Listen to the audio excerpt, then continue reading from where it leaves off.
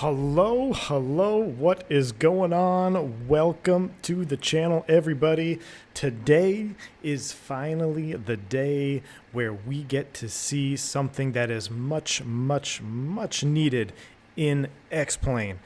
As you guys can tell with, what do we got, 159 people here. That might be a record for for my channel here prior to even starting the stream. So that's pretty awesome. Glad to see everybody here. What is up, guys? Obviously, the beautiful Toliss A340 600. And yes, I said the word beautiful.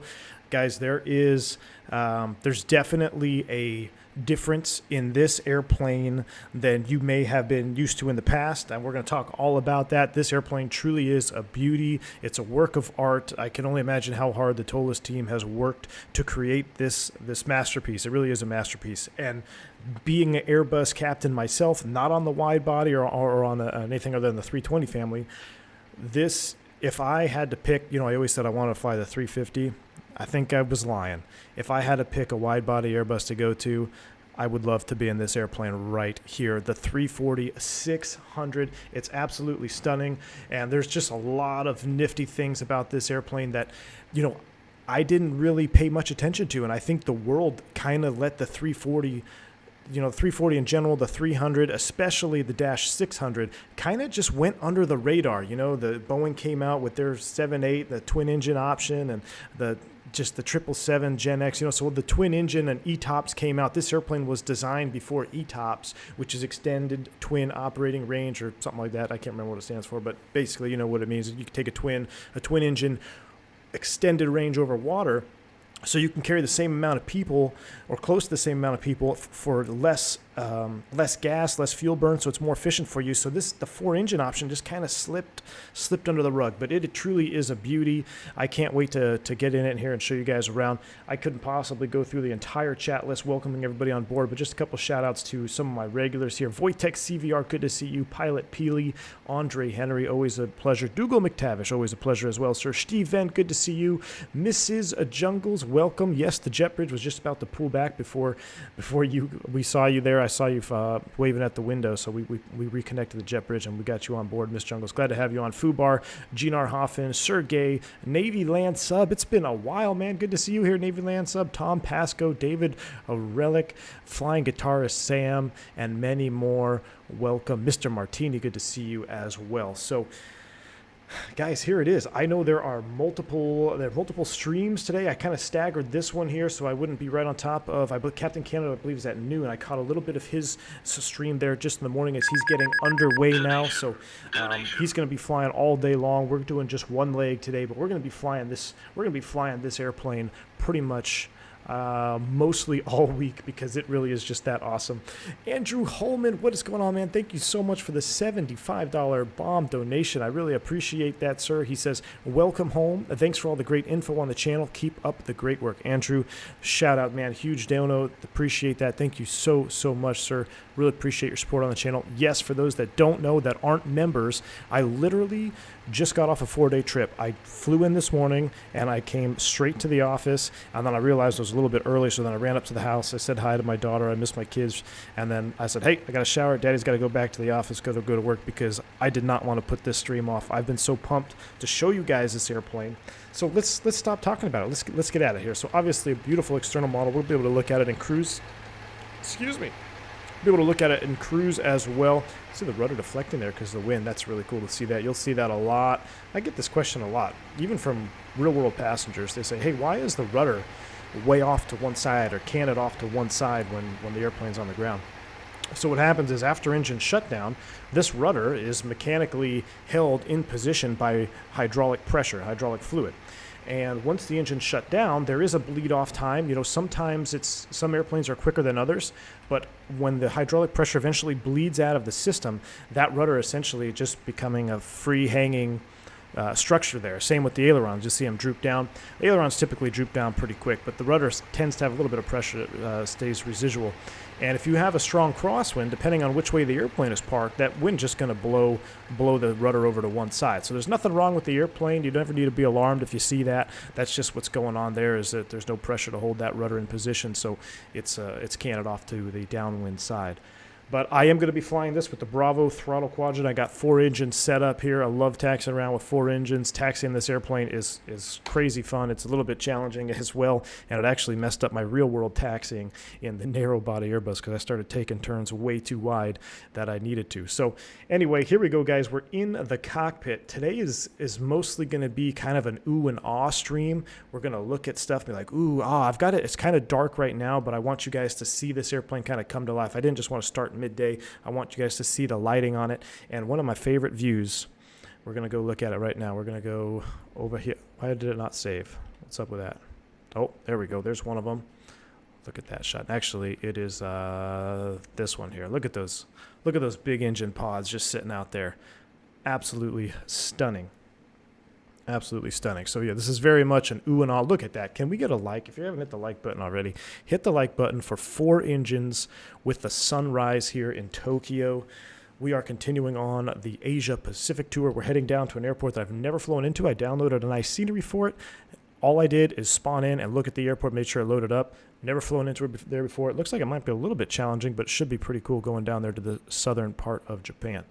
Al W, what's up? Says, how do you like this beautiful fall weather? Oh, man, Al, I love it, dude. Absolutely love it. It's nice here in Texas today. It's like 60-something degrees up here where I live. So beautiful. Okay, let's go ahead and get the airplane powered up here. Let's begin the power-up process of the airplane. I'm going to tell you guys right out of the gate that if you are familiar with the narrow-body Airbus, and you've maybe watched some of my professional series videos, or you're familiar with the channel and you follow my procedures on the Airbus, you are probably going to feel very comfortable in this airplane. There is definitely some more to this airplane than a narrow-body Airbus, but you're going to see a lot of very similar features. And Airbus has strived really hard, and they're actually still working on the one aircraft concept where they're trying to make all the cockpits very, very similar.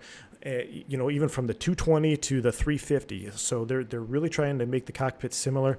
This airplane obviously is a little bit older than the 350, so it's still got some outdated stuff when you compare it to something like the 350. But you're going to feel very much at home in this airplane. So we're going to go up here. We're going to start the overhead. Niels Christensen coming in with a 50 dono. Thank you so much, sir. I appreciate that. He says, nice to have updated my payment method. Back in uniform, blue skies. All. Niels, thank you so much for your support. I really appreciate that, sir. Huge support. Man, I almost just said no flow days. That would be not good. I was watching Captain Canada there for like 20 minutes, so I don't want to take that. But thank you very much, Niels. I appreciate that, sir. Let's go ahead and start powering up the airplane. We got 1 and 2. We have 2 ground power systems, and you'll notice here external power A and B. We'll cover the ISCS in a little bit in cruise, but a couple more options here. A and B. We'll go ahead and get those powered up, and let's go ahead and get the storm light on. Airplane's going to go through its warm-up sequence, so very similar to the narrow body. Don't suppose there's an analog standby instruments option. Ripper, I do not believe there is an option for that, but you do have an old VOR pointer right there.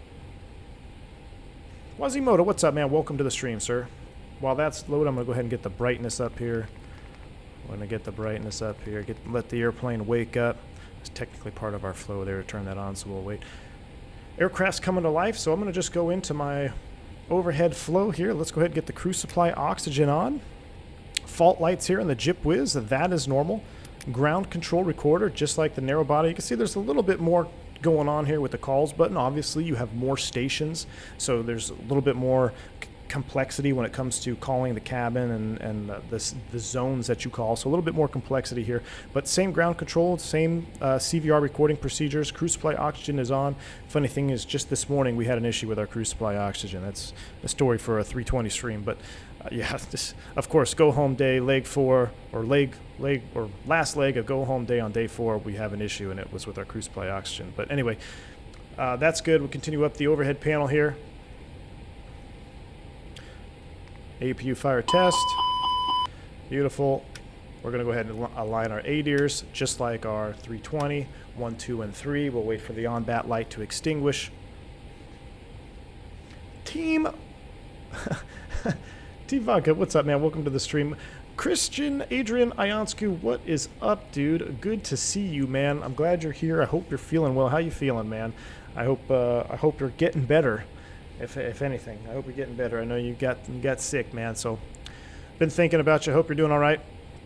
All right, so we got that set on the overhead. Let's go get our lights on. Love the scroll wheel support. So yes, you don't have to click through switch positions anymore like you might be used to on the 319 or the 321. Sometimes if you put the light in the wrong position, then you're kind of stuck there. You have to cycle through it. Not anymore. You can use mouse wheel support and the click and drag method. It's pretty cool. And there's actually an option for this. Where is it?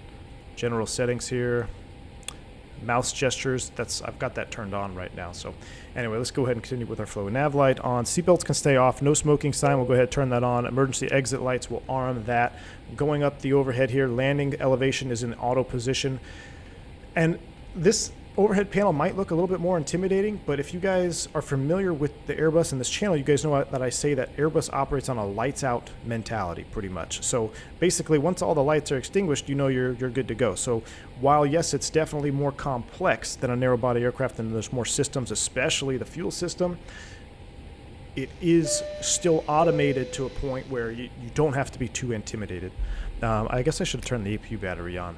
I missed that one there. Anyway, so we're coming up here. We got our external powers on and our main fuel tank pumps are all off. That's okay. We'll leave that off until fueling is complete. All the way up on the top of the overhead here. Everything else looks good. Let's go ahead and do our fire test. All four at once. Beautiful. I'm sure you would be checking the ECAMs as well, making sure you have your associated lights and bells and whistles, CRC, all that good stuff.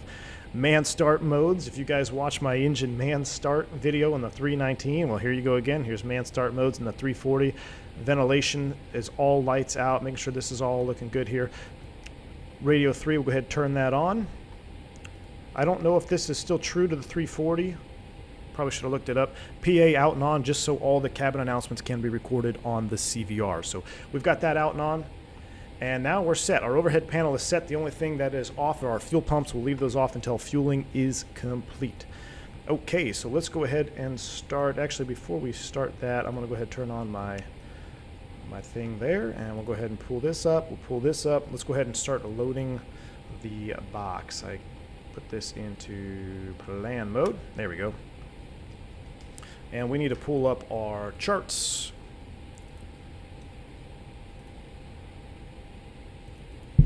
Christian says, I'm feeling better. Thanks for asking. Still not 100%, but getting there. Good to hear it, man. At least you're on the upslope. Ripper, I missed your join there. I'm sorry. Welcome to the channel, man. Exclamation point, welcome. For more information on your perks, glad to have you here, man. Glad to have you here. I know you guys, all your members, are enjoying the shorts videos I do while I'm at work. I love making those. They're a lot of fun. Appreciate the comments.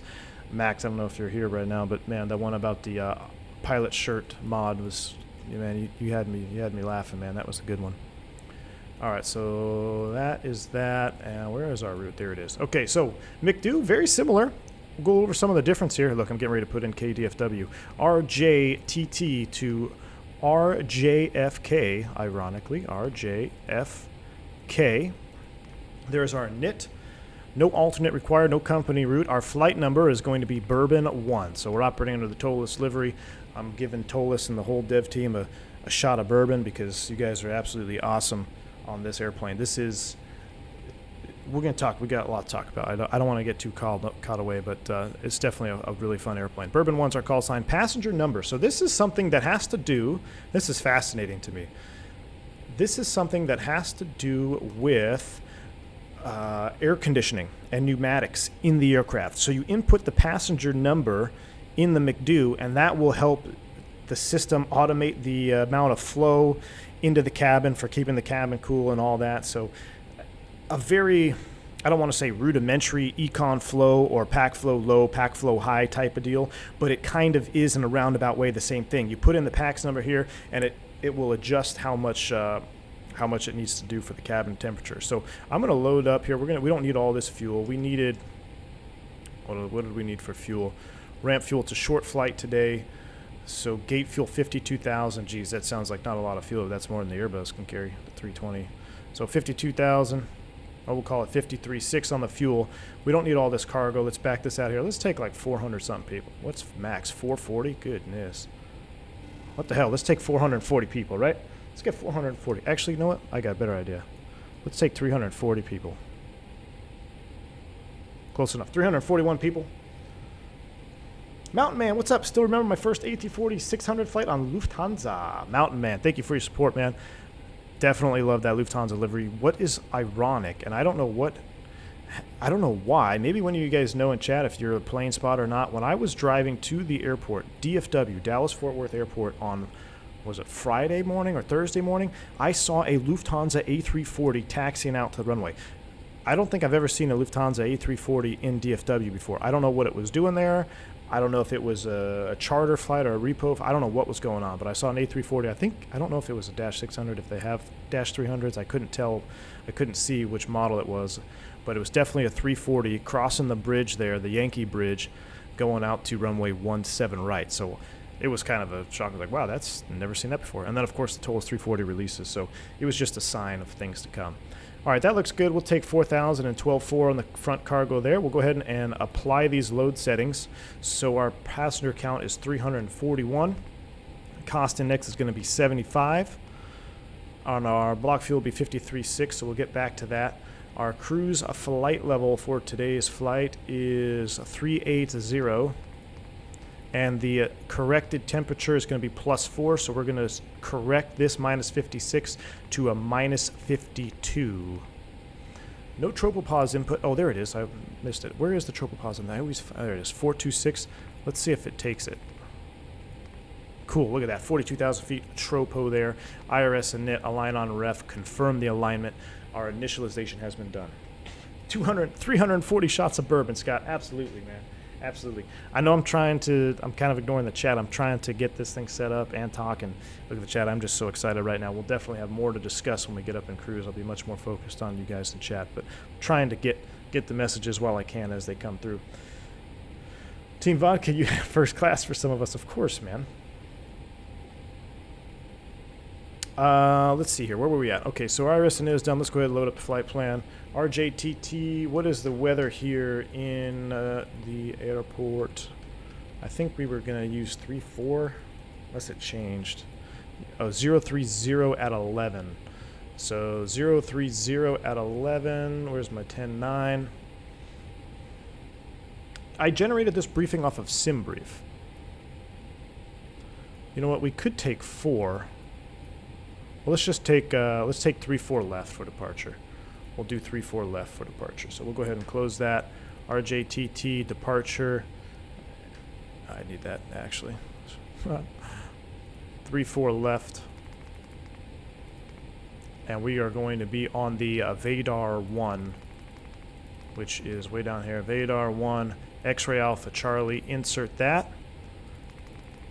After X-ray Alpha Charlie, we're going to Tome, TOHME. McDo is nice and snappy. I love that.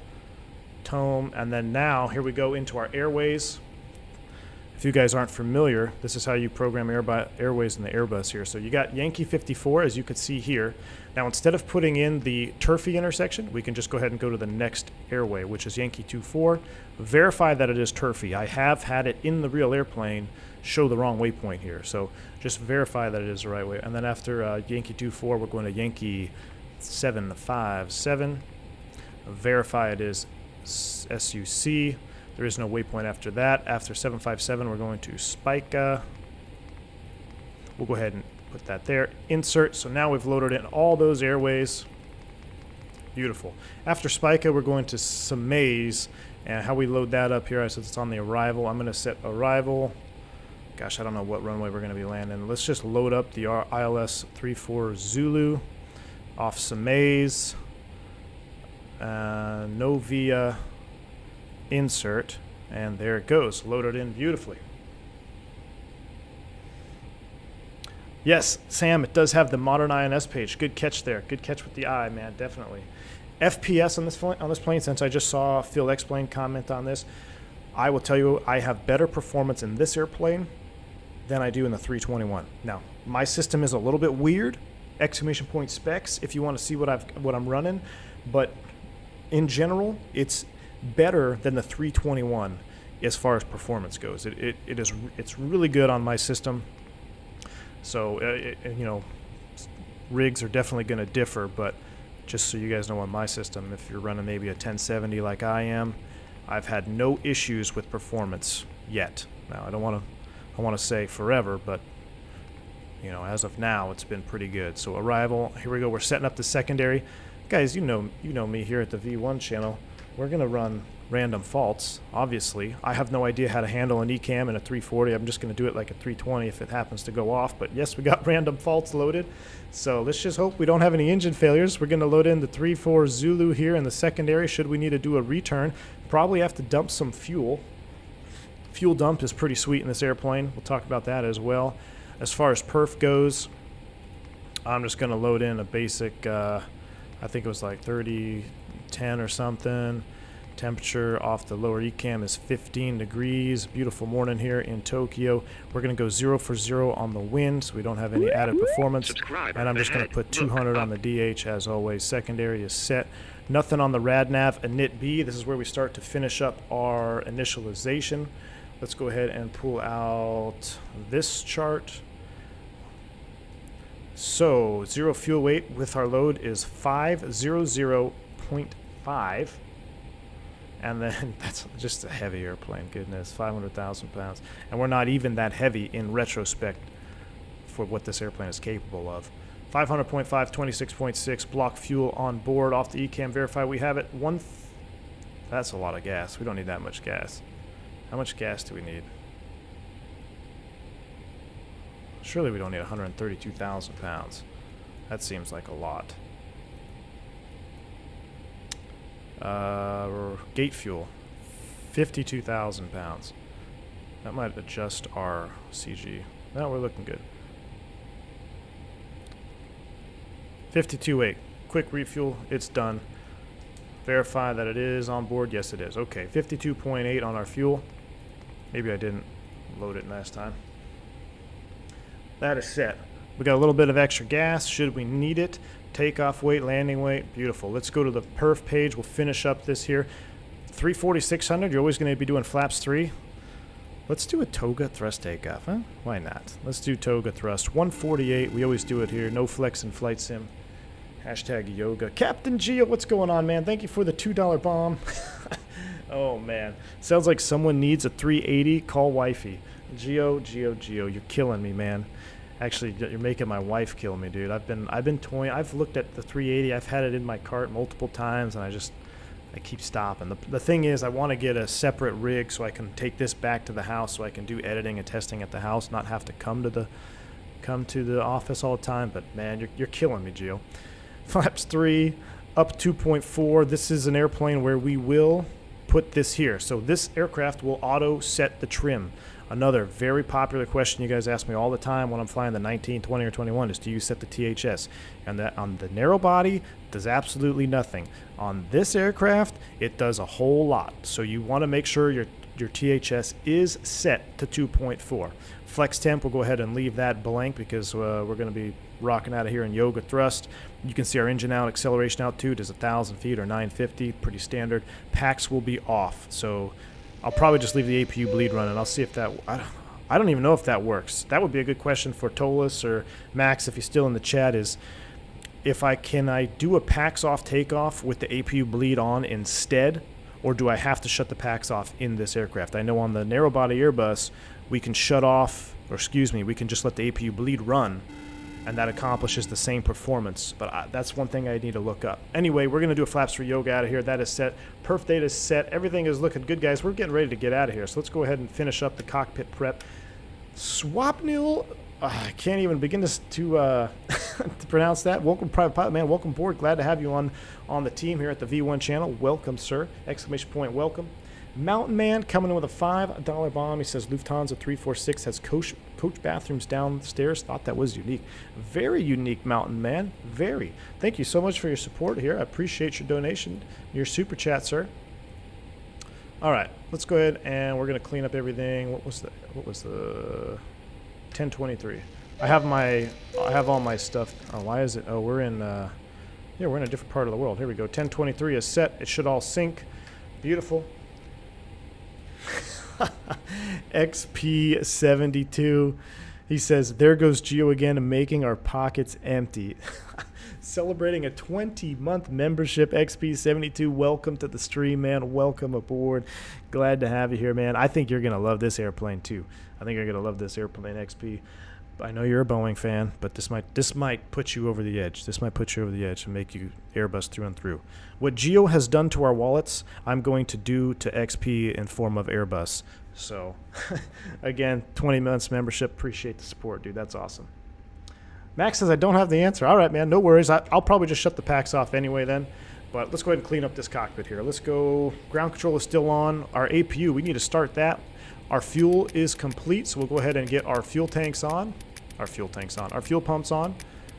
We're going to have to do a stream dedicated to the fuel system on this airplane because it is pretty sweet what you can do. You can move fuel all around. You got a CG tank, or what is it, the tail tank? I can't remember. Is tail tank, T-tank, is that what that stands for? You can adjust it for your center of gravity. You can transfer between the tanks, and then the fuel dump, jettison, obviously is a lot of fun. I like messing around with that. I never checked our battery voltages. There we go, 1, 2, that is good. Let's go ahead and fire up the APU. Seatbelt sign can come on. Subscriber ahead. Look up. We're firing up. We'll get rid of these guys. I don't even know why I had them sitting there. That window view is slick. Carol, I totally agree with you, man. The window view is freaking juice on this airplane. Yeah, Sam, that is interesting. That gray shaded area on the EPR.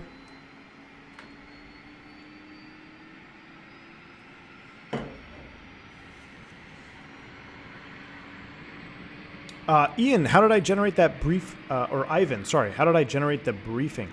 That is from SimBrief. Just Google SimBrief, simbrief.com. It's free. You can sign up, and you can generate flight plan briefings from there.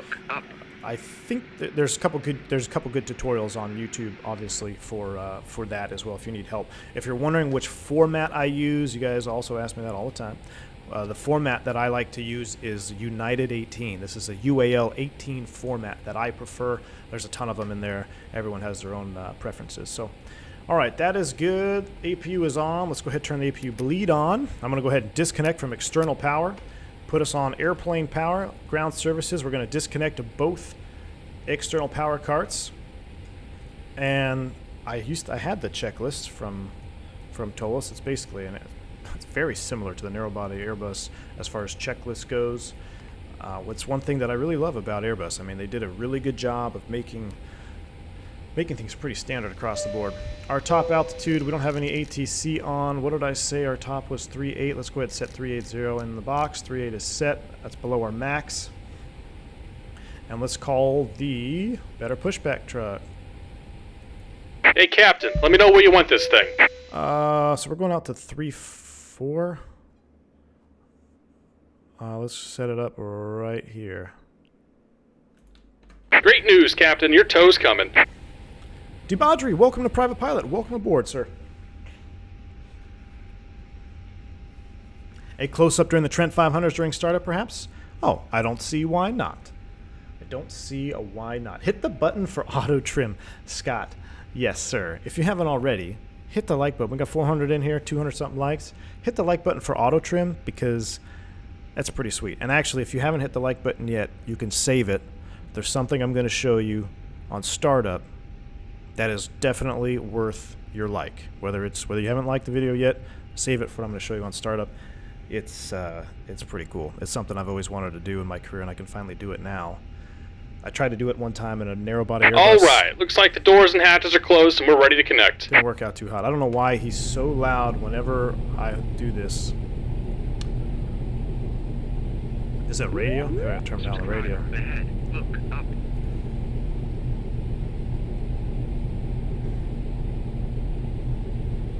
All right, he's calling up. All right, here we go, guys. Want to see something cool? I saw, was it a British Airways crew? Maybe it was a Virgin crew. Here we go. Taxi camera. Yes, you have it. Toliss has included the taxi cam. You can put it on any screen you want, just like in the real aircraft. You can put it on the Captain ND. You can put it on the SD page down here, or you can put it on the FO side as well. But I saw a video of them doing it on this screen right here, because in real life, this Captain, you don't really need anything on the screen right now during pushback. Go and kill the parking brake when you're ready to go. But other than that, we should be good to go. So, here we go. APQ bleed is on, everything's on. Beacon is on. Are you guys ready to push? I'm ready to push. Brakes release, clear to push, sir. Here comes the pushback. Light them up. Better pushback is a little bit wonky. A little bit wonky out of the gate. Maybe that'll be changed in an update here. New airplane, you know, some of the add-ons got to catch up. I know this, and then I believe I heard Captain Canada talking about the landing rate plugin is a little bit wonky with the middle gear. So, you know, new airplane comes out. Some of our add-ons might have to be updated, but not a big deal. Pushing back, looking absolute juice.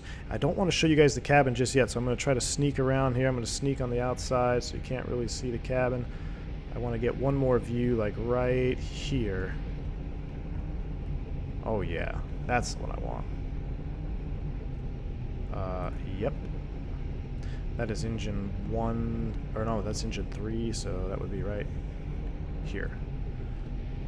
Oh yeah, now we're set. She is pushing back. We are looking good.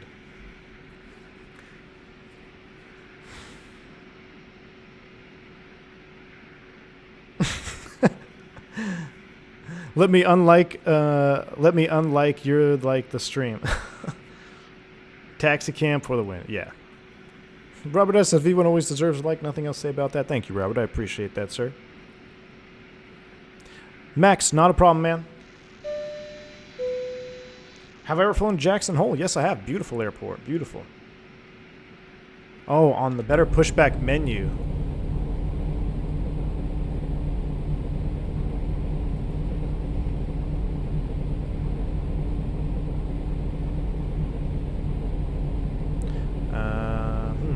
I don't want to mess with it now, but we'll deal with it in a little bit. All right, so engine starting on this airplane. This is where it gets really cool. So for now, the 300, you got to be careful what information you research, because from what I've gathered, the 340, 300 hydraulics and the way that the systems run specifically to the nose wheel steering is different on a 300 than it is on a 600. So for the 600, for this airplane that we're worried about, the priority engine start is going to be engine 2 and then 1, because 2 has got your kind of your lifeline hydraulics for being on the ground. Now, one thing that is absolutely kick ass about this airplane is you can start 2 engines at once. You got to wait for 10% N3, but I don't see why not. Let's go ahead and do that right now. We're going to go engine start, verify that we have bleed pressure, and I'm just going to leave this page up. And here we go, starting engine 2. Here's our N3. 7, 8, 9, 10. And this is something I've always wanted to do. And now we get to do it. So if you haven't already, ladies and gentlemen, hit the like button for starting 2 engines at once. The closest I can get to this is dual cooling on a Neo where we motor both. But this is just badass to be able to start 2 engines at once. Come on. How cool is that?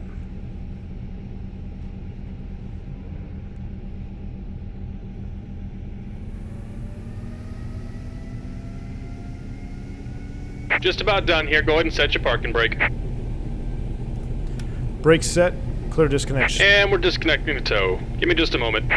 We got a veil. And a veil. Now the question to me would be, can you taxi out on 2 engines? I would imagine you can.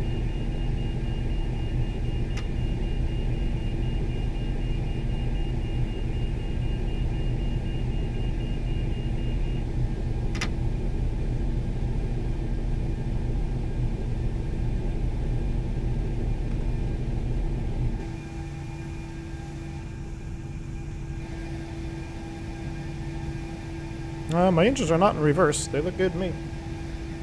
Freedom, yeah, dual cooling, right?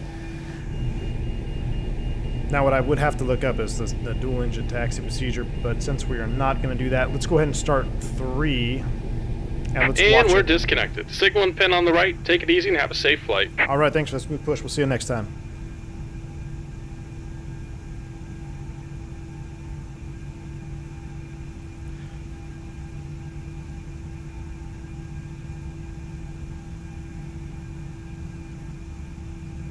Oh, Max says the feedback is you don't need APU if pack's off. Okay, but what about the opposite, Max? So, like, can I have the APU bleed run instead of turning the packs off? That way the APU will cover cabin environmentals. That's why we do it the way we do it at my operator. Instead of shutting the packs off and smoking out the cabin, we would let the APU run. So then the APU bleed is on, which will prioritize the environmental or the ECS. So, but I don't know if I don't know if you could do it with this airplane or not.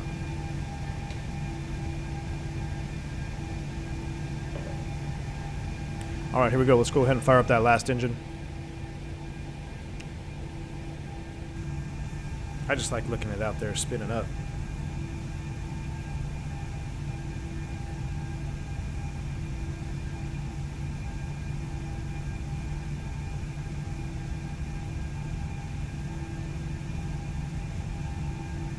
I gotta say, and I know there's been discussions about this in the past, and engines especially.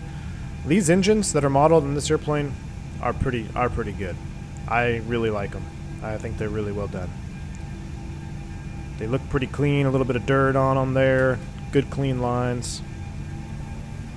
Number 4 is online, it sounds like. Let's come up here. She's just about on the line. There we go. Complete your after start flow like you would in a narrow body. Flaps 3. Let's go ahead and extend flaps 3 from the juice view here. If you're not an engine guy, you're more of a flap man, hit the like button for this flap deployment.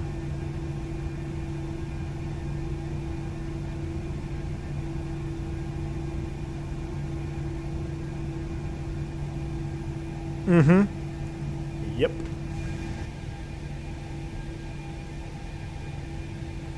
Alright, so we've got flaps are set. That's good. That's flaps 3. Up to the overhead. We'll go ahead and turn the bleed off.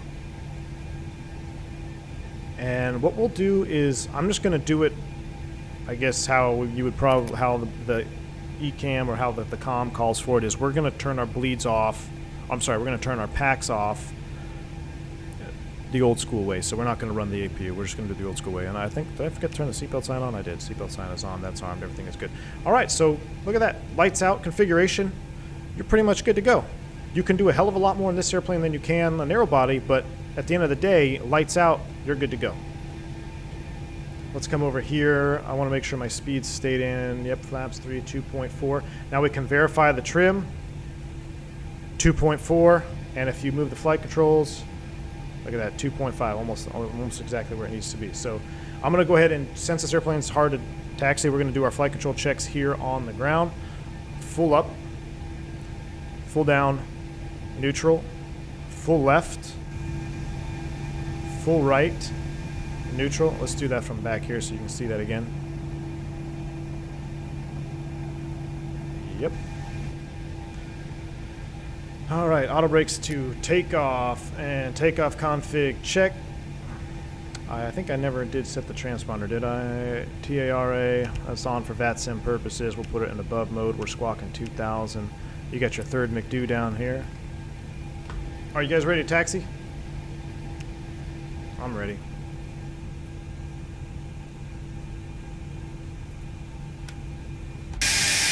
All right, watch your ears. That's probably a little bit too loud. Cinematic taxi out. Let me make sure I know where I'm going. We're going to 3-4 left, so we're going straight out and a left turn. All right, guys, enjoy this taxi out. Watch your ears.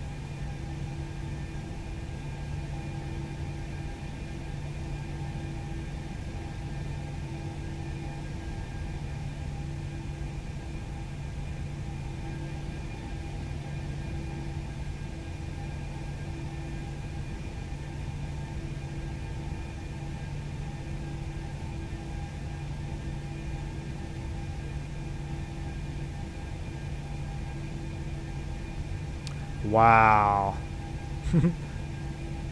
Mic and op fixed. Sorry, guys.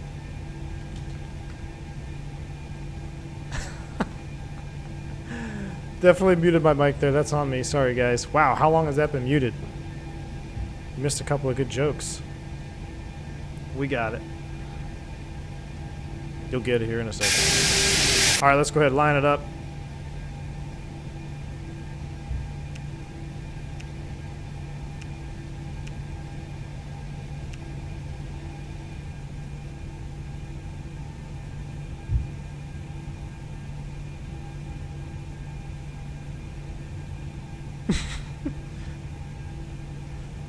I'll have to do that 2 minutes of muted mic so we know what you said, Team Vodka. Yeah, I didn't realize it was muted that long.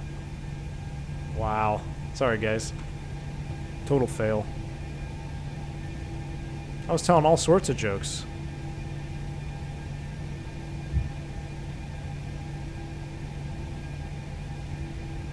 Alright, that doesn't seem awful. That seems like a pretty decent lineup. Let's go ahead and turn the taxi cam off.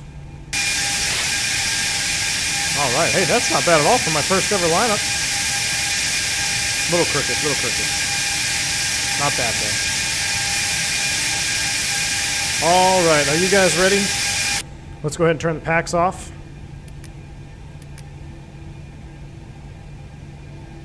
And we are departing 380. Constraint mode is on. It's a climbing right turn.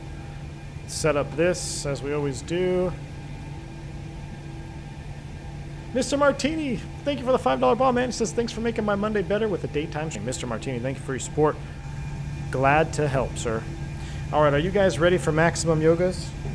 I need every member in chat. We need maximum yoga emojis. We're going bleeds off, max toga, 4 engines for 4 yogas. Here we go. Flaps are 3, Sim. Spool them up 50.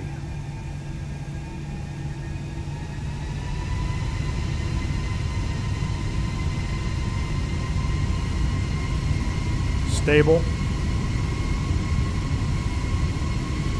Yoga.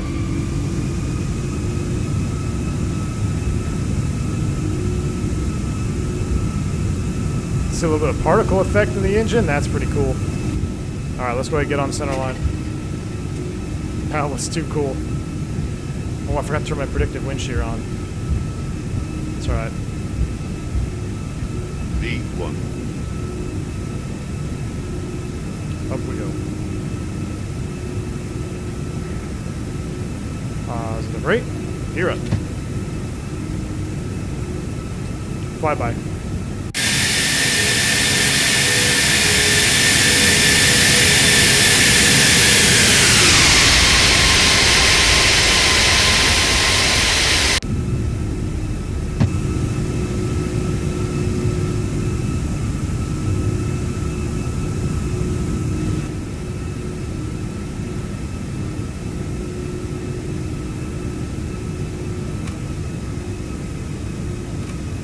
Thrust, climb, climb, auto thrust. Flaps 2.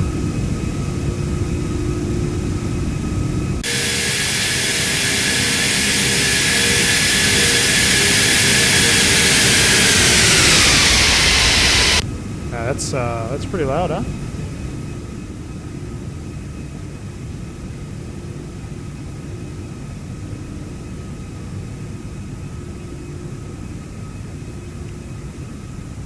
Pack 1.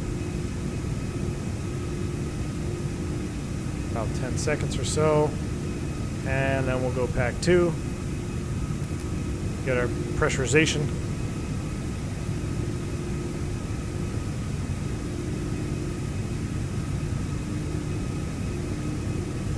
We're about to enter the clouds here. I'm just going to go autopilot 1 so we can enjoy what little wing views we have left. Look at that.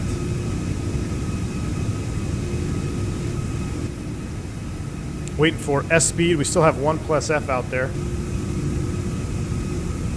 Now that is cool. Going through the clouds. Max, thanks for hanging out, man.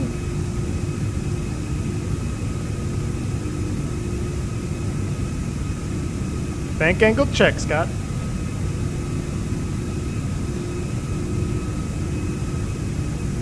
Gotta love that. There's S speed. Flap 0 after takeoff checklist.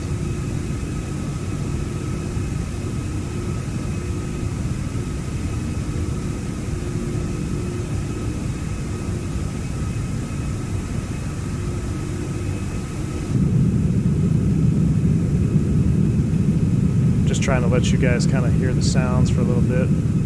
Be immersed.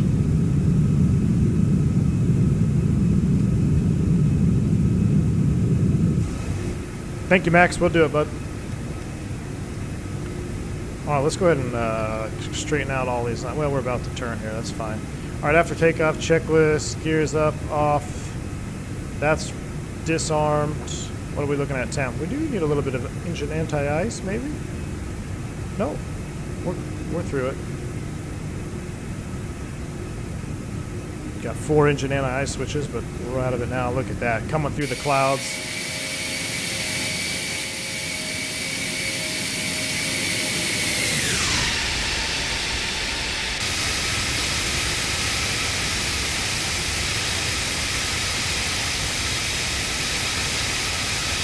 Carta.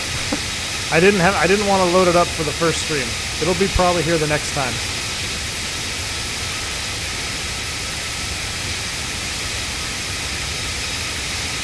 Toga takeoff, guaranteed action. You got it, man.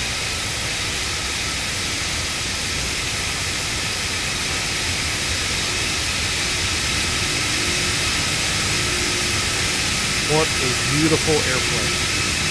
You cannot deny the beauty of the 340-600.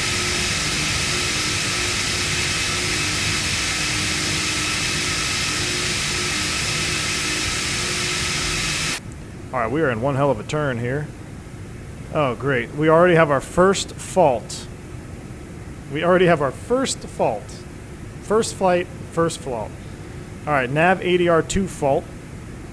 So, looks like the FO's air data computer has faulted. Not a big deal.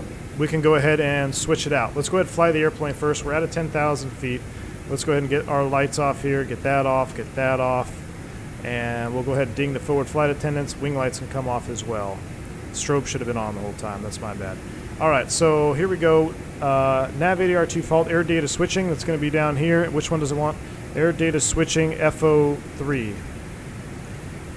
And look at that. He's got his air data back. So there's 3 air data computers in the aircraft. So now the captain is working off Captain 1. ADR2 is faulted. So we've switched the first officer now to ADR3. Now we need to shut off ADR2 on the overhead, which I need to find out where that is. That is something I do not know where that is. Oh, there it is. ADR2, just where it should be. Okay, so here we go with the modern ADR system. ADR2 fault. We'll go ahead and just kill that. ADR2 fault is off. Clear nav. Clear nav. Status. Cat 3 single only. ADR2 is in op. Cat 3 dual is no longer available for this. So depending on your op specs, I'm pretty sure you can't do a Cat 3 auto land in a Cat 3 single config. I'd have to look into that, but I'm pretty sure that would be your only limitation. You can still do a Cat 3, just single queue. So you're going to have some type of alert height. But there we go. All right, clear status. Hey, we worked through it. Our first flight, we passed our problems. Let's go ahead and set standard. Standard set across the board, 1, 2, and 3. Flyby.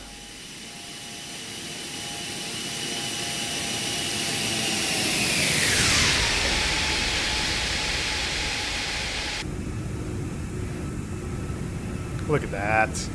Look at that.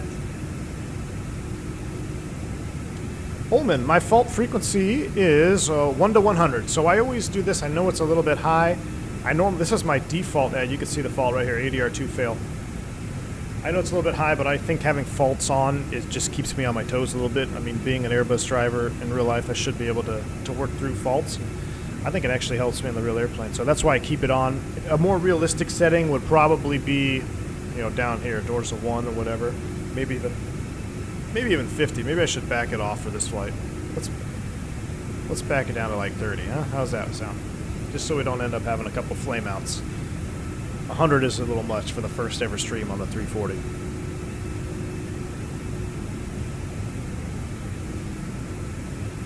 Gruden says that is a Toliss for you, hardly used and already broken.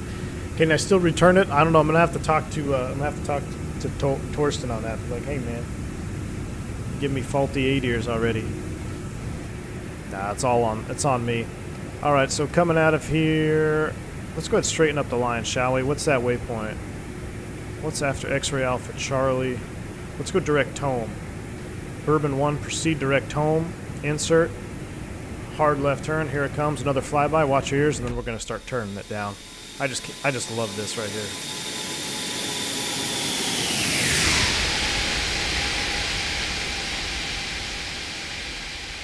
Man, that is a big airplane going through the sky.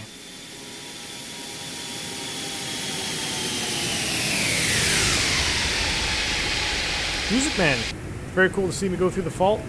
Glad you enjoyed it, man. Look, we even have a memo up here, 8 ears switching. That means that's just to remind the crew that, hey, you guys are in a switching mode. We know that. I'm pretty sure. Huh, see if I turn it off, fault goes back on. That's cool, just like it should.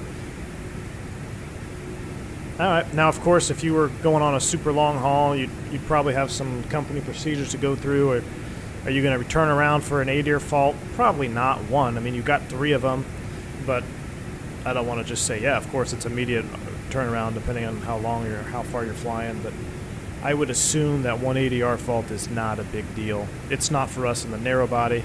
You still have 2 redundant systems. Now if you lose 2 8-ears, or 2 80Rs, excuse me, now you're going to start looking into some more complex problems, and there's some repercussions for that.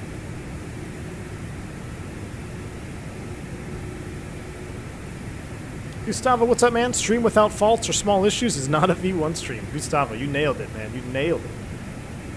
If you guys like seeing that, you like seeing fault stuff, that's what this channel is about. I'm actually going to have to do an Airbus check ride stream here pretty soon where we go ahead and just break the airplane. Engine fires, V1 cuts, all that good stuff. I'll do it for you live. I do that before I go to the sim or have a loft event about every 6 months. I got some type of event I got to study up for. Captain Geo says, I watched the replay at Workbank, got to turn and burn the 18-wheeler. Hey, Geo, stay safe out there on the road, man. Stay safe. Have a good trip, bro.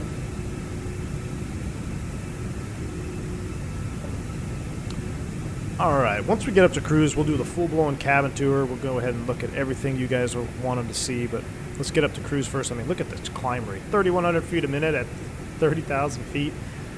Oh, I love it. Alright, so UTC 2249 is our arrival. We're at 2135, so about an hour and 14 minutes remaining. An hour and 14 minutes. But we're going to do a full-blown cabin tour. We're going to go through a couple of other unique features for the 330. So you're probably going to want to stick around. Let's go ahead and kill that seatbelt sign. You are now free to move about the beautiful cabin back there. We'll sit here on an engine view until we reach cruise altitude. Can the captain and FO fly on one IRS? Yes, I don't see why not. You got to remember, the Airbus has IRS and GPS, so it actually takes a mix, a hybrid mix of those two. It gives you your most accurate position. But if everything went to crap and you only had IRS and you only had one left, or an INS, yeah, you could still fly on it, of course. Team Vodka says, I can't wait to take this bird into Cancun so we lose 2 engines and hydraulics. Oh, you're killing me. Yeah, we're going to have to do a Cancun stream. You know what? I think I want to fly into Cabo again. We haven't flown down there in a long time, and I was looking at some of my old streams. 2 years ago, we did a Cabo flight. It was a lot of fun in the Flight Factor.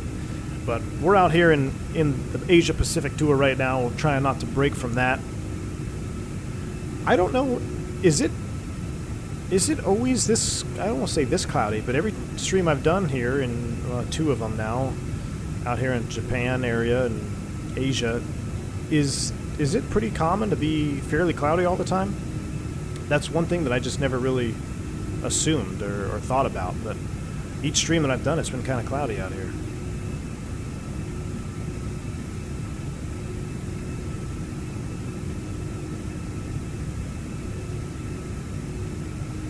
Ailerons into the wind. What's up, man? He says, I've actually been able to catch a live stream. Feels like years since I've been able to catch a live. Hope you and your family are well. Ailerons into the wind. It has been a long time, man. Welcome to the stream. Glad to have you here, dude. I hope you are well. Everybody is good with the air. My family's good. We've all recovered. We've all had the vid. Starting to really get our smell and taste back now. I'd say mine's probably about 75 to 80%.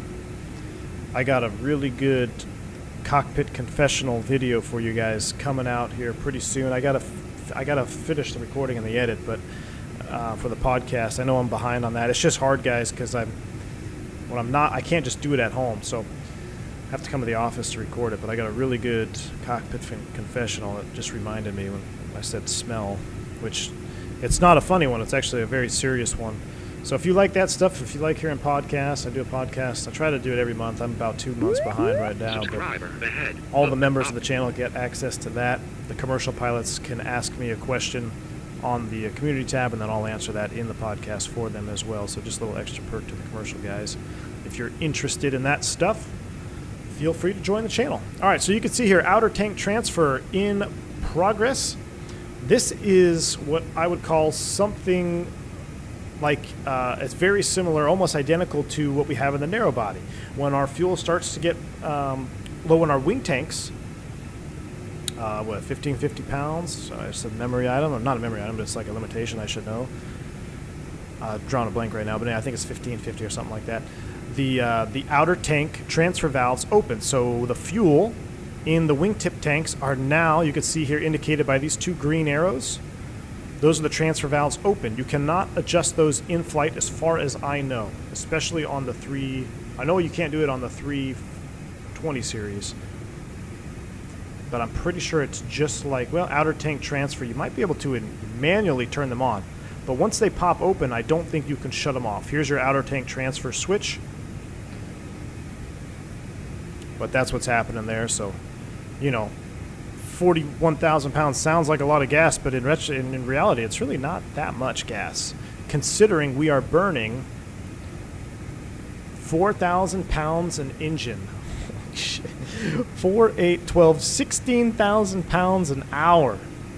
16,000 pounds an hour right now, leveling off a cruise. We're doing 8.1 Mach at 38,000 feet. That's a lot of gas, guys. That is a lot of gas. That's just 16,000 pounds. I love it. How about that wing flex slider? Yes. Okay, so let's go ahead and start talking into some of the other features. So what I'm going to do here is I'm going to go outside for this, then we're going to do our full-blown cabin tour after. Let me go outside, wash your ears. Get a nice view set up here. Turn that way down, get that. I guess that button's not really working. Alright. That is sweet, huh? Alright. X-plane, turn you down a little bit more. Okay, so here we go. Let's go ahead and talk a little bit about some of the features in the ISCS first, and then we're going to go through our cabin. Going to go over some of the changes. We're going to start here at the General Settings tab. If you've flown Toliss aircraft before, you're going to be very familiar with this screen. This is your ISCS, or Interactive Simulation Control Center. I was trying to figure out how I could set it up so you could see the airplane. Oh, there we go. How about that? So here we go. Startup behavior. You guys are all used to this. This is all pretty much standard stuff. You can override your start settings. Right now I have it set to cold and dark. When you get the airplane, it's going to default to, I believe, external power on. I believe is what it defaults to. So if you want a cold and dark, what I like to do is, you load in, put in your activation code, set up your ISCS, save everything, and then just quit and restart. I mean, you don't have to, but that's what I always think it's a good idea, to just quit and restart. That way everything is saved and you're good to go. So I always set everything up first once I load into a new airplane, or when I get a new beta version. This is what I do. This is my procedure. But you guys are familiar with all this. You could set your trans altitude. Right now I have it set to 18,000 feet. I don't know what it is here in Tokyo or in Japan, excuse me, but I got it set for 18. That's what it is in the States. Use FCU mouse gestures. So this is something new, and I don't know if this is going to stay that would be a question for Toliss, but it's kind of like they're kind of feeling it out to see what if you like it better than the old one or not. Right now I have it enabled, and I seem to like everything that's going with that enabled. So that's my setting there. Baro settings, I sync all that. Safe pop outs. This is all standard stuff. Nothing really to change here. If you're unfamiliar with this screen, it's pretty self-explanatory. But I'm trying to hit the differences here. So not for flight training purposes. I love that. Wing flex visual settings. This is cool. So you can adjust your wing flex strength, and I believe it works on the ground when you do it. So actually, let's try it here. I don't know if it'll work in flight. It does. So there you go. You can see the wing flex adjustment. I leave mine pretty much standard there where it comes. You have wing flex from gear bumps, so bumpy taxiways, your wing flex will bump, or your wings will flex from the bumps. Screen background glow, but the wing flex on this airplane is pretty good. I think it's definitely up there with some of the really good payware add-ons with wing flex. This is not, just a canned flex. I think that looks pretty good. You can see how the wing moves kind of parabolically, and it almost seems to flex at the joints where you would anticipate seeing that. So really cool to see that. I love that feature. But I leave mine pretty much set from the factory from Toliss, and you got some other stuff here. You can remove screen reflections, rain effects, OpenGL only, but I'm running OpenGL, so I like that. I'm gonna go back out here.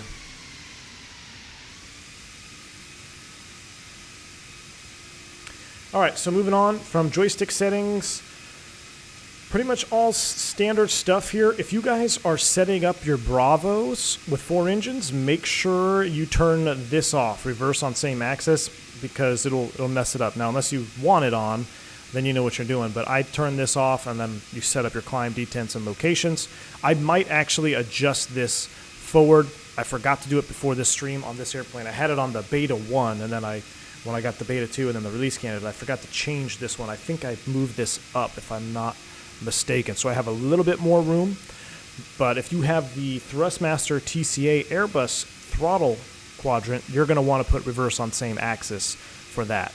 But if you have the Bravo, turn that off, makes it easier.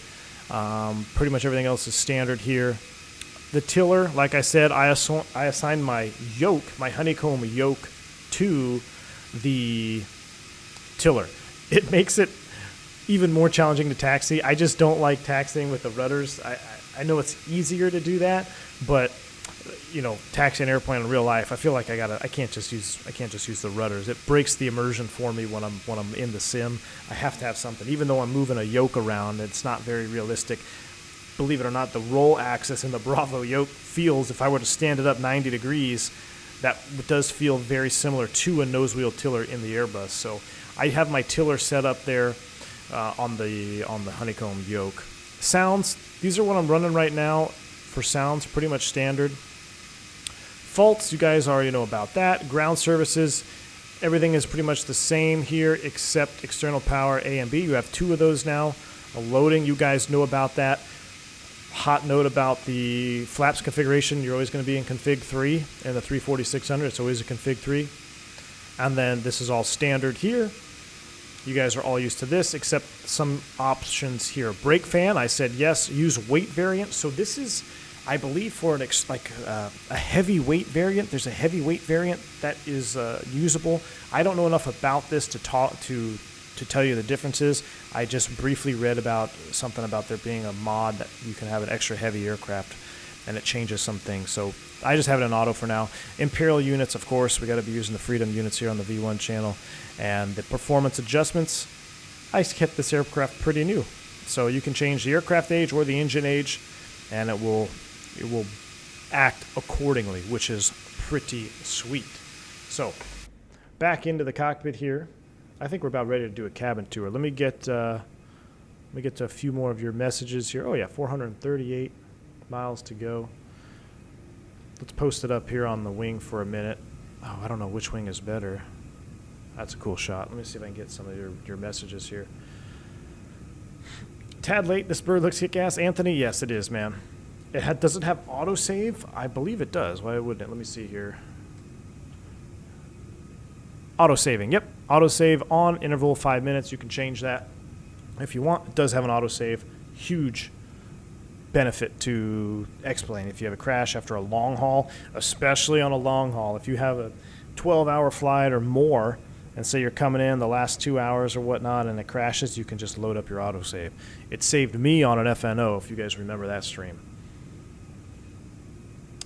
The flex looks better than some I've seen. Yes, Scott, I agree. The wing flex on this airplane is better than a lot that I've seen in the sim as well. So that's what I'm saying. Like, let's talk real quick here before we get to the cabin tour. I wanted to touch on this because you guys know this is kind of cool. We're inside of the window pane view here. It's a little bit dim. So you guys know I'm a huge proponent of Carta's engine mods, realistic engine mods. There is no payware aircraft on the market that releases an airplane with the level of detail that Carta creates. Now, this is not to knock any developer, but simply if simply put, I guess not everybody craves that level of detail for an engine, right? And Carta is creating it. He's spending all his time and energy in the engine. So he goes to every little detail. You get reverser actuators. You get all the little details. I mean, there's not a bolt that's out of position in the Carta engine mod. So it's understandable why developers don't release engines with that detail. I mean, I don't think it's the cost versus time, right? The amount of time it would take to develop that versus the reward. So I think that's kind of why that is what it is. But I do support mods. I think that's what makes this community great, is being able to have mods. So with that said, the engines on this airplane, as you guys can see, when the 319 first came out, I said that the engines are just kind of low res, or they're low, I don't know, low res, low poly. It just seemed like they weren't as good as they could be, and maybe not even as good as the majority of aircraft that get released in that bracket price range. Now, over time, like if you buy the 319 now, I think the default engines are worlds better than they were when they first came out. Toliss does a great job in continuing to support and update and upgrade their products. So I got to give them credit where credit is due. And what I'm going to give them credit here is this is the best default engines and wings and even fuselage and cockpit. It's the best modeling and texturing all around that I've seen out of the gate from Toliss. It's better than the 319. It's better than the 321.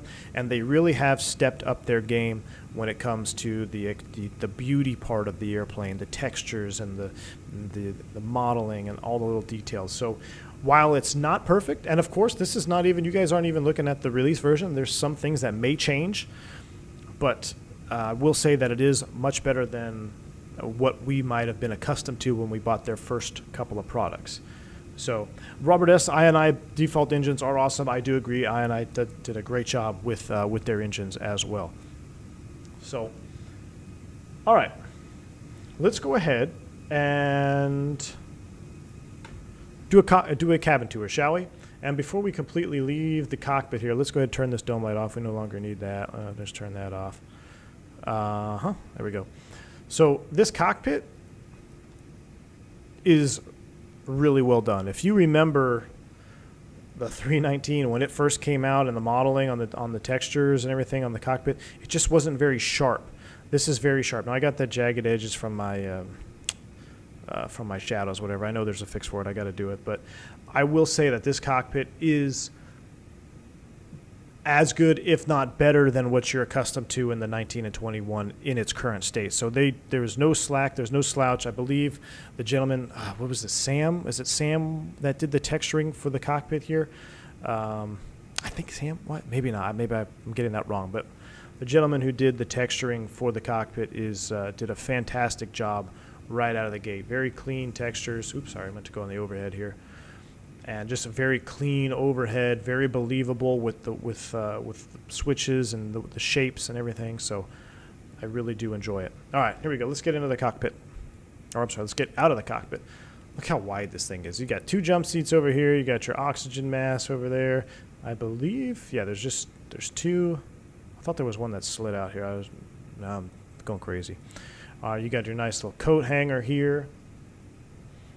Hang up your Hang up your coats and ties and hats and all that good stuff. All right, into the cabin we shall go. All right, into the forward galley. This airplane is so wide, I love it. Got a couple jump seats here. We got our galley looking good. Here's your door 1L, or your aircraft left. Looks like we got ourselves a nice little coffee pot here. If I can turn on any of these switches. Now that'd be something if you could make coffee, huh? Okay, so that's what we got to look for. We always look for a toilet that can flush. Now we're going to have to start looking for somebody that develops a coffee pot simulator here, or coffee pot add-on, because that'd be cool. Come back here, brew a cup of coffee. All right, here we go.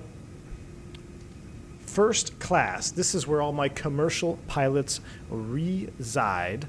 First class cabin. All my commercial members, welcome. You guys are chilling out here. A 1-2-1 layout here, a first class. Now, what is cool is on the ground, and actually it's trying to show, I think it's the clouds are screwing with the camera, but on the ground you can actually see the airplane taxiing back here in these screens. Like you can see, I think the clouds might be messing with something right now, but you can kind of see the terrain below us.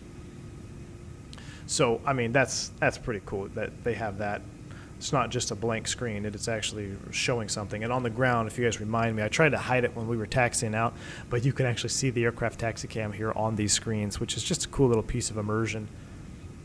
I believe, what was it, the L1011 had something similar, and then that Sioux City, was it the not Sioux City, excuse me, the maybe it was Sioux City, with that they crashed after takeoff, and unfortunately the passengers had a front row view of the aircraft nosing into the buildings because it had a nose cam on it, so you could see that. I believe that was on the L1011.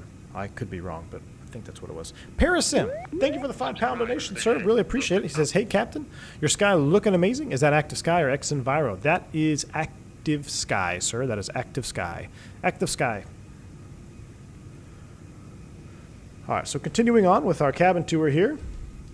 Nicely modeled overhead. I mean, pretty standard. It's got nice Toliss blue seats here. Okay, so now we go into the, what would this be, like Premium Plus or Economy Plus or Business Class, depending on what your operator is configured for. This is a little bit more what you're used to, 2, 2, and 2. Pretty sweet here.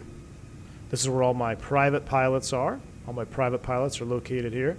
Free drink service for both memberships, though, so if you are looking to get a shot of bourbon, just go ahead and hit that join button. Lavatory, forward lav. Okay. Not too bad, not too bad. Just kind of showing you guys the details here. We'll see what is here, what isn't here. Some people like a super highly detailed cabin. Some people could care less. I'm more of a middle ground guy, personally, when it comes to the cabin. I like seeing some detail, but at the same time, I don't want to have the most complex cabin and it have to take performance away, because I spend 90% of the flight up in the flight deck, right, or over a wing view. That's why wing views and wing textures and engine textures are so huge to me, because when I do a personal flight, I spend my time either in the cockpit or looking out the window on the engine wing view there. So the cabin, to me, I like having this. I think this is a good level of detail. You know, I mean, you don't have every single Coke can and peanut thing modeled, but you have a good sense of this is a galley. This is where you would get snacks and food, and where all the cabin crew would be. So I think it's a good balance. Some people probably are going to want to see more. Some people, like I said, could care less. I'd like to see a toilet, though. Always like looking for the toilets. Okay, so here we are. This is the same. This is for all my members as well. We're still in that 2x2. Just the amount of seats in this airplane blows my mind. Another little wing view. Oh, look at that. And this is what I'm talking about. So here's, can you guys see the glass? I'm going to split the screen here. So I think there's multiple airplanes in X-Plane that model the window glass that's just awful. It's either too dramatic or not dramatic enough or too dark. I think this is a perfect balance. As you can see here, I've split the screen a little bit so you can see. This is without the window. This is me like moving the camera through it. And this is behind the glass. And this one, to me, is probably one of the more realistic ones. It's just enough where I can tell there's something between me and the outside, but it's not overpowering window. So, you know, I can come out here and you see nothing. See, in the window, out of the window, in the window, out of the window. but I think it's a pretty good job. I think, and the frame of the window is definitely better than the 319 or some of the narrow body airplanes that they made. So, like I said, they've upped their game in the texturing and modeling department. 100% upped their game. Come back here, you hear the sounds change a little bit. I like this view. A lot of people don't like this view, but I like this view here. Oh, and check this out. Little hoist point there, or I'm sorry, slide tie off or whatever it is on the wing there. Guys always asking about that. Why isn't it on the 319 or 321? Well, they modeled it here. I like this view. Some people don't like this view. I think it's cool to see how wide, how big the wing is. 341 shots of bourbon, yep. Delta 191. No, that was, oh yeah, that was the crash. That was the one in Dallas. That was the wind shear. It was a Chicago DC-10. I think it was a Chicago DC-10. Yeah, it was. I know it was in Chicago. Maybe it was the DC-10. Either way, you guys know what I'm talking about. So that's nice windows there. All right, here we go. One more row. Here we go. Now we are in the, I guess, economy class. Or if you've ever seen, what's that movie with Zach Galifianakis? Last Class. Cracked me up. So here we are in the economy class. A 232 configuration. So many freaking seats in this airplane. It's just unbelievable. The screens, again, when you're on the ground, you can see the aircraft taxiing. Kind of cool, kind of neat.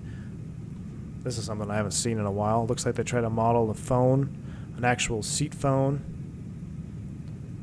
Most of you younger gentlemen probably don't even ever saw a seat phone. All right, now this thing is cool. How about this? Let's head downstairs, shall we? I actually don't think I went downstairs before in this airplane. No trolley parking. So in USA English, that would be no galley cart parking. So they don't want you putting the galley carts here because they don't want to go down. Like if you hit turbulence or something, these doors give way. You don't want to go down the stairs. So let's go ahead and head down the stairs, shall we? I don't think I came down here yet. I'm seeing this for the first time. Somebody was saying the lavatories were downstairs in the Lufthansa. Well, here you go. We're downstairs in the lavatory. This would be, I don't know, the main lavatory room? Premium economy class? The dog class. The overlay seems to be off for the ETA. Uh-oh. We're about, I think we're about 45 minutes or so out. Yeah, that ETA is off. Sorry about that, guys. It's probably because I adjusted the time a little bit. But here we go. Look at all the labs down here. Wow, so this is where the toilet would actually be. Oh, let me back inside. So if you were in the toilet, fun fact, if you're in the toilet on a 340-600 downstairs, you're actually just below the wing level there. That's kind of cool. I didn't know that. I wonder what this is, a TV or entertainment room? No smoking, obviously. Cool. Man, that's a 1, 2, 3. How many toilets are down here? Hey, you have Wi-Fi hotspots. That's cool. 1, 2, 3, 4, 5 toilets down here. All right, we've spent way too much time down here. Let's go back upstairs. Up we go. Lavatory complex. There we go. That sounds more sophisticated. All right, now we're really getting into... Is that the same configuration? I thought... Yeah, it is. 1, 2, 3, 4. All the way to the back of the plane. Man, how'd you like to be sitting in this seat right here? Dead last, middle. Sit here for 16 hours. That's where the poop goes out, Gustavo. Oh man, I don't know if there's crew quarters downstairs. I'm not sure. Robin says, did you know that the 330, 340, and 350 share a common type rating? I did not. So you only need 4 days of training in the sim, and in theory, that's awesome.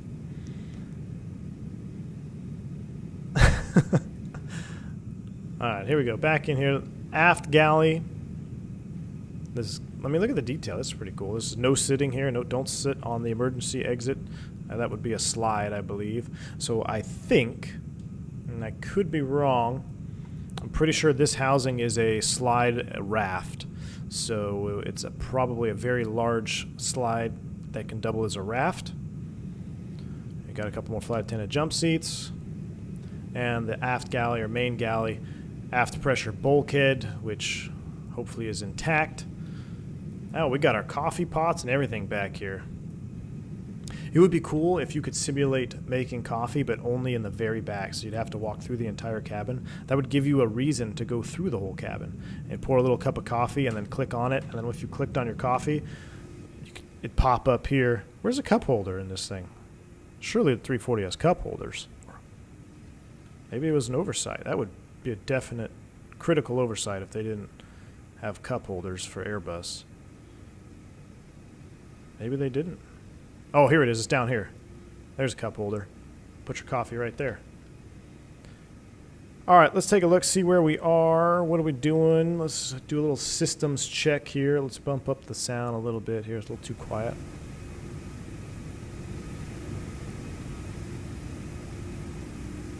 We might have a laboratory complex too. That's where they hide the dead bodies. Singapore had a closet to store dead bodies. That's that doesn't seem too far off. I think I've heard of that before on a couple different airframes. All right, so we're still doing our outer tank transfer fuel. Let's just go through our systems check here. Let's pull it up. Bleed pressures, all looking good. This is almost identical to the narrow body. ELAC control. DC. Oh, electric. I'm sorry. I misread the button. Electric AC power. That's cool. They split it up. AC and DC power after they go to the TRs. Hydraulics. Green, blue, and yellow. Rat. Looking good. No circuit breakers pop. Look at this temperature zone thing. Goodness. So this is what something has to do with when you enter the passengers in your init A. It's affecting your conditioning for the aircraft. Kind of cool. Got all our doors closed and locked. All our wheel temps, brake temps are down.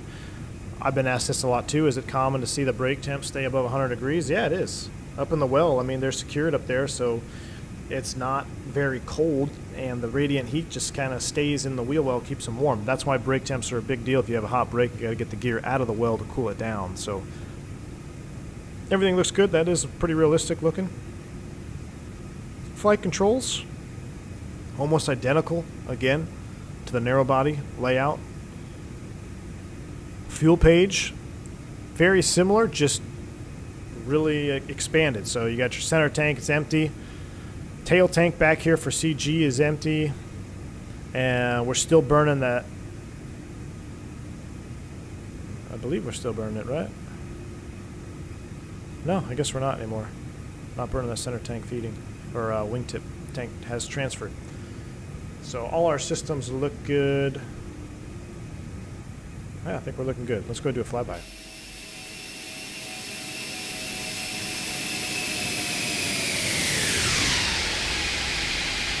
Not bad. Super Dill says, V1 greetings. Yesterday I flew with JetBlue from San Juan, Puerto Rico to JFK. Awesome. I've done that route many times on the 321neo, and that sound, and that sound of the engine starting in taxi is a Joule. It sounds hard. Really a delight. Yes, the 320neo, 321neo sounds amazing. I agree, man. I'm glad you enjoyed your flight. I've done that flight quite a bit in real life. Most recently, I had a diversion off that flight. Got too low on gas coming across the Gulf there on that Waters route. So, but yeah, it is a great sound. It's one of my favorite airplanes to fly as the Neo. Can I do an oxygen check? No.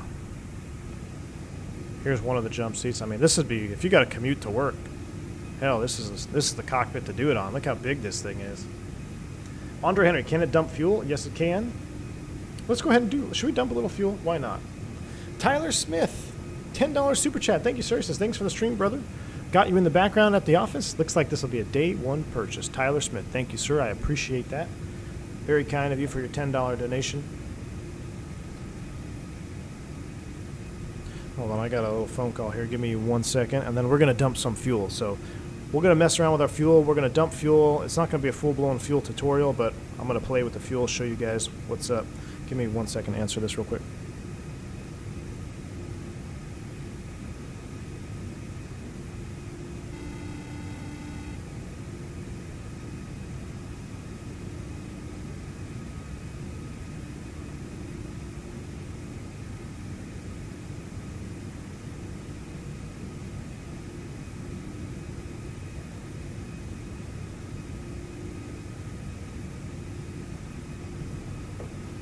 All right, we're good. Quasimodo says the crew rest in the 330-340 is in a removable cargo ladder by the staircase. Really? Wonder what's down here then. Is this like a different type of access hatch? Real quick, before we dump fuel, let me go back to that stairwell, Quasimodo. Let me see if I can find anything back there that would be of interest.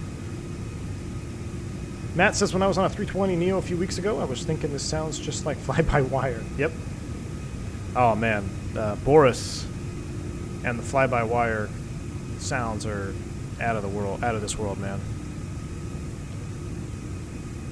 We're going to walk all the way back here. We're going to see if there's a crew rest hatch.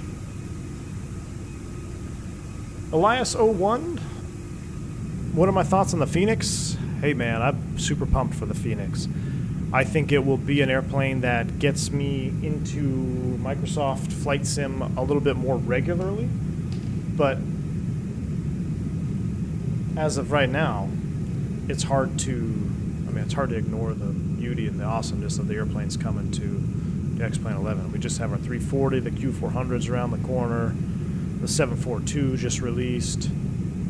So, all right, so I don't see any secret hatches. This looks like a doorknob. Maybe it would just depend on I'm sure it just depends on the airline and how they would set out. I don't know what's in. Oh, wow. Check this out. So this is why your wheels are not cooling down. Look at the detail on the wheel assembly here.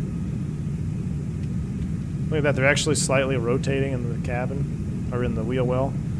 All the pistons. Wow. This is kind of cool. Let's take a look around here.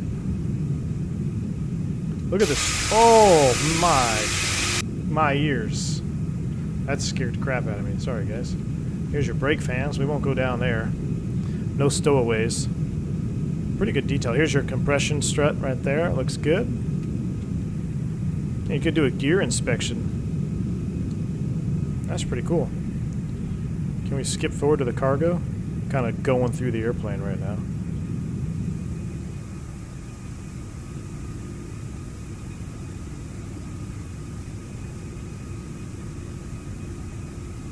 Thank you. I don't know why I accidentally disconnected, Sonic. Look at this cargo bay. Here's all the zones for your floor loading. Yeah, that takes some time. All right. What time do we land? Okay, so right now 23:02Z, and it is in the sim time. It's 22:11. So 50 minutes. 50? That can't be right. Is that right? 50 minutes? Might be. 50 minutes until we get down there where we need to go. 290 miles. We'll start our prep here about 250 miles. But let's do some fuel dump, because I messed around with this a little bit. It's kind of cool.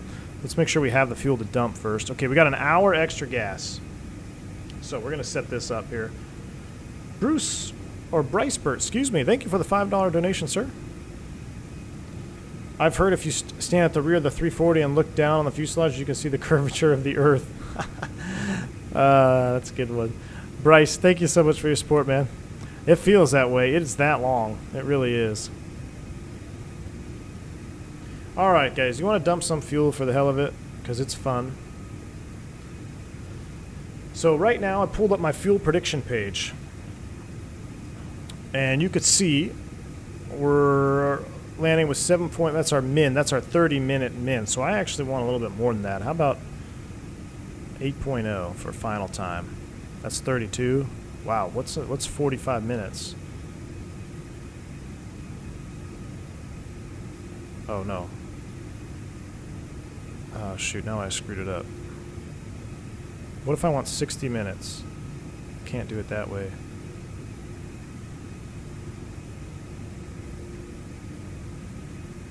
There we go. 40 minutes extra gas. Man, I think I need about 12,000 pounds. I need a 45-minute reserve. Okay, so we don't have as much gas as I thought. So here we are. I've adjusted my fuel prediction page to give me at least 45 minutes as my final reserve time. So that's 12,000 pounds. It's indicated here. That's our min-destination fuel. The aircraft is currently planning that there's a plane below me. Dump away. All right. Is currently planning that we're going to have about 10,000 extra in about 43 minutes. So the way you dump fuel in this airplane, now I don't know if this is going to mess with the CG here. I don't think it will because we don't have any fuel back there to worry about. So I think we can do it here. So we're going to go up here to our fueling panel, our dump panel. Now these are intertank split valves. That's for a complex discussion later on.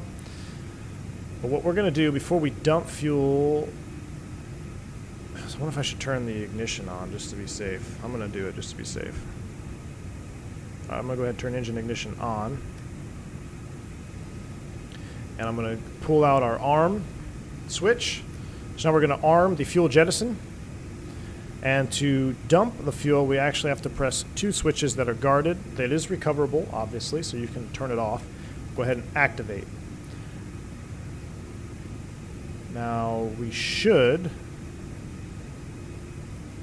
I know this worked before. Start seeing our fuel burn. Now this should say jettison on here.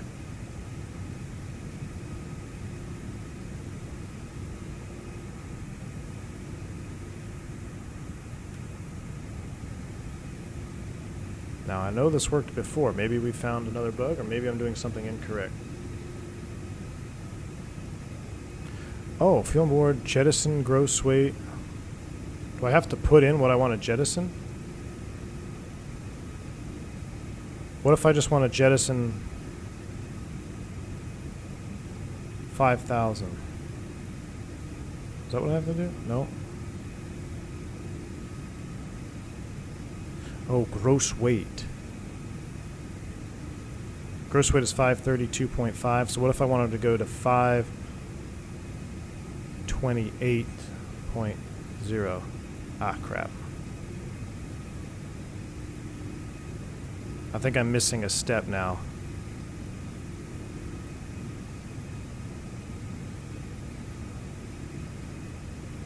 Target weight needed. Ah, that's okay. Zero fuel weight. How do I target gross weight? Maybe I have to turn this off.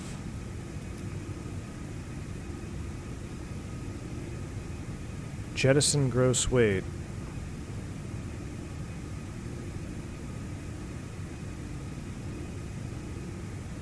Enter your target gross weight. Yeah, I want to be 50. I want to be 528,000 pounds. So I want to jettison that's 4,000 pounds. Ah, there we go. I didn't have to put the slash. There we go. We got it. Arm on.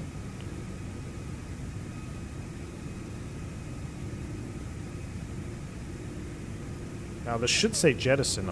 Maybe I'm missing something out.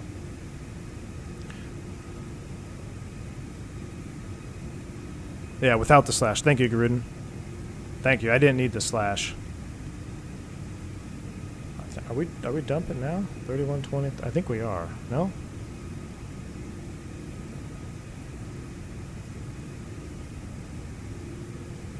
Let's see what's happening with our ECAM. It should say jettison. It would say jettison in progress.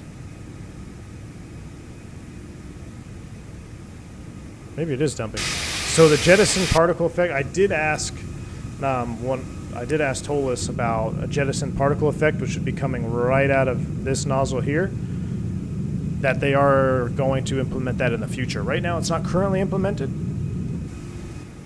but I swear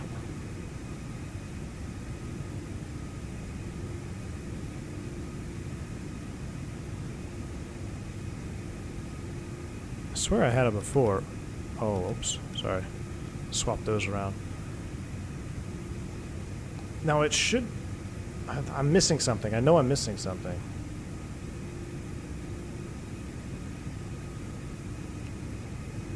That's a feed. We don't want to do that. Let's go back to auto.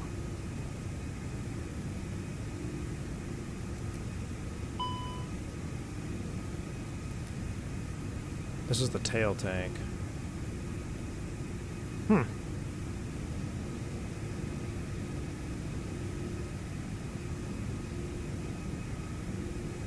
It is transferring? I swear it would show. This is not what it showed before. I might have screwed something up. There is no particle effect yet, Brian Wong. It will. There will be though.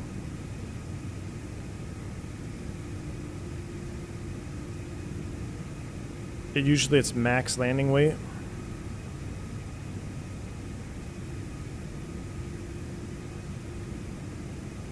That's one-way chemtrails.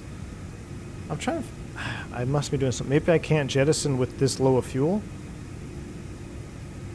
Maybe that's what it is. Maybe it won't let me do it. I think that's what it is, Robin. I think we have too low of fuel for it to dump. Because when I did this earlier, I had much more gas on board to play around with. So there's no need to dump right now. The airplane's probably smart enough. It's like, hey, you don't need to dump fuel. What are you doing? Because we're already below our weights. So that's probably what it is. We're going to mess with that later. But I do know that fuel dumping is modeled, and you can definitely jettison fuel in this airplane. I think because we're already so low, it's like there's no need to. Donation. But yeah, we'll mess with it on the next stream. We'll take extra gas. What I'll do is after the stream is I'm going to figure out what I'm doing wrong. I think I'm about 90% sure that's the issue, is we have too low of fuel on board. And then the next stream, I'll make sure I have extra fuel, and then we'll dump fuel en route. So we'll do that on the next one, so I can clear that up. But yeah, it's still transferring from the outer tank in, which it's supposed to be doing. So, all right, well, scratch that. Let's go ahead and bump this cost index up. What are we doing here?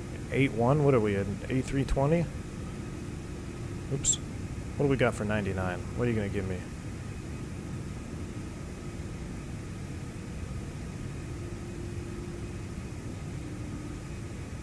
Eight one's all you got, huh?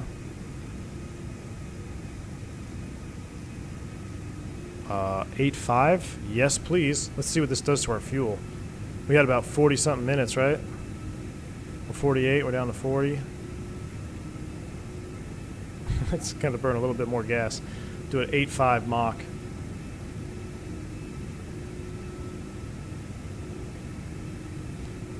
If the gross weight is lower than max landing weight, then the dump might not work. Okay, thank you, Swap. Sorry, super deal. I missed your donation there. Appreciate it. It says thanks for the $1 bomb, man. I appreciate it. It says I'm a fan of the 340-300, but not much of the 600. I am not a fan of the long planes. For me, the 340-300 is number one. Well, see, everyone's got their preferences. I think the long one is pretty cool. I think the 600 is pretty cool.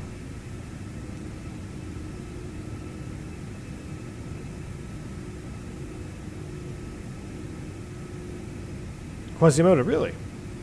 Near the aft galley? The other crew rest is accessible through a dedicated ladder in or near the aft galley. Interesting. Might have to do one more cabin tour. Let's do a flyby shot here. Let me get the audio down a little bit.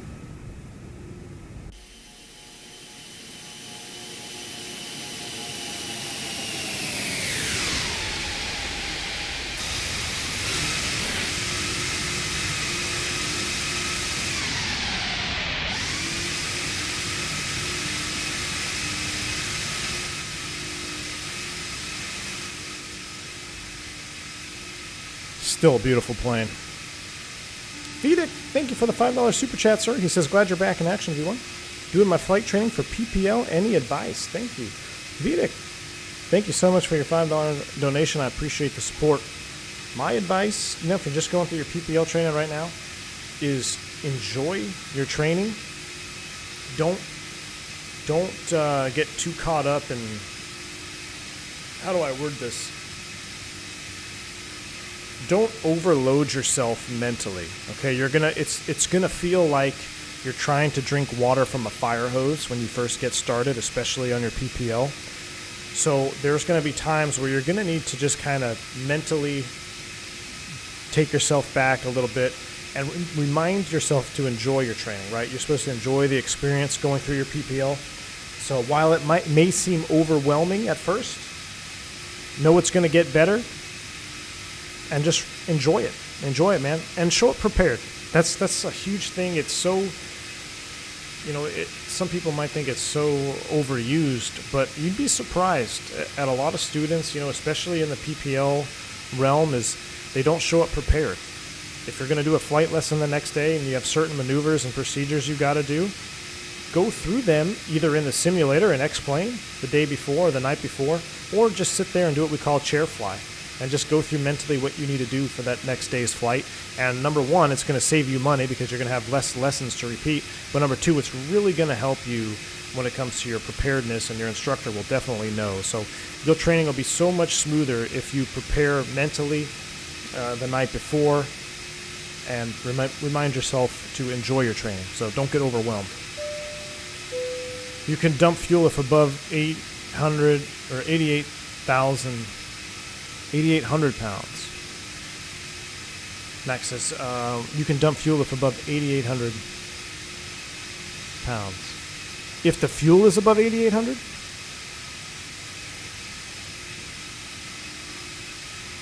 Yeah, Robin, it can go above a cost index 100, yeah. 10-month membership. Thank you, Robert S., for the support, man. 10 months. That's a long time, dude. I appreciate your support. Says thanks for all your love you bring to all of our sims. Robert S., thank you so much, man, for your continued support. 10 months. Cheers to you, man. Particle effect at the inlet. It's the chef's kiss. Yes, Ullman, I agree. Ailerons into the wind, study before flights, and get the exams out of the way as quickly as you can. Yeah, there you go. That's another good one. Get those written tests. Get the written tests done so you don't have to worry about them. You don't have to stress about them. All right. So, Max, I don't know if you're still here, but at my current weight, so we're at, fuel has got to be over 88,000 pounds. Or 88. Well, no, that doesn't make sense. Did you miss a zero? I only got 29,000 pounds of gas on board. And I went up to the overhead and I did the arm active and I had the target gross weight set, but it did not want to jettison. And I don't know if I'm missing a step or if we have too little fuel on board. So I set a target weight of 528. Well, we're lighter now. I think we were at, 532? And I set it at 528. I wanted to jettison 5,000 pounds, but we only have 28,000 pounds of gas on board. So I'm thinking that's where the problem is right there for me. Okay, guys, let's do a little preparation as talking about being prepared.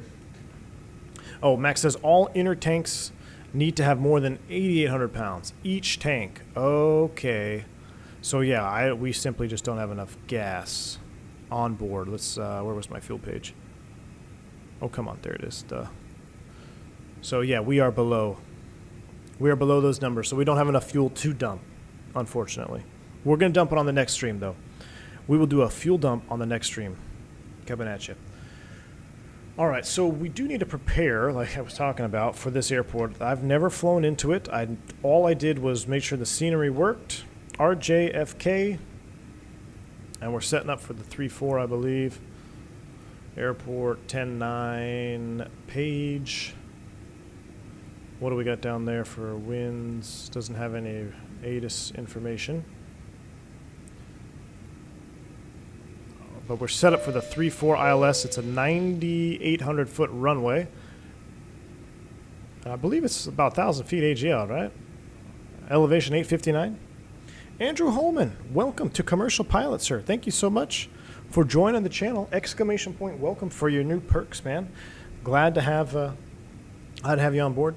If you're a Discord user, you could sync your YouTube to your Discord account as well, and you'll gain access to the members-only Viewing After Dark channel as well. I put post notifications in there and all the shorts videos guys seem to be loving those. What are shorts? It's a 15-second video of my real-world flying job, and when I go on trips, I kind of keep you guys updated of where I'm at, so you guys seem to enjoy those. It's all exclusive to members only, so appreciate you joining, Andrew.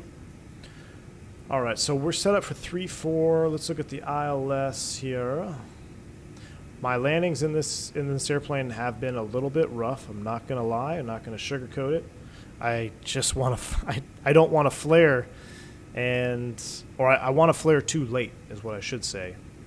And we end up doing a little smashy. I'm going to try to not do it on this stream though. So we're set up for 3-4. What approach should I select? ILS 3-4 Zulu. Active Sky 320 at 5. Thank you, Bearded Canuck. Appreciate it. So that should be perfect for us. 111.7. Why is there an asterisk around that? Kagoshima. Is it Kagoshima? Kagoshima. I know I made some of you guys cringe because of the way I said Haneda. It's Haneda? Haneda? Why is there an asterisk on this localizer? 111.7. Approach guidance lights. Oh, wow. Look, if you had to come in the other direction. 1.6. RNAV GNSS 1.6. Oh, it's a lame one. I thought it was a turning one. All flashing white. Approach guidance lights. It's a straight in.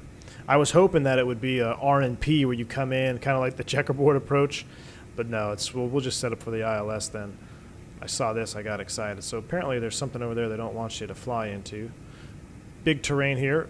Kirishima Volcano, 5,500 feet. We'll go ahead and put terrain on ND. No, we're way out. We don't need it yet. And so we've got that set up. LS push buttons on.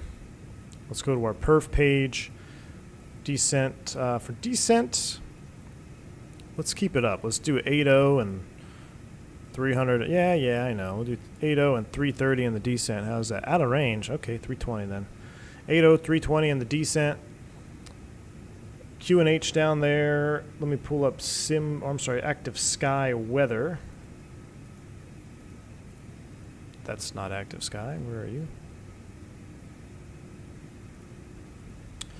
RJTT.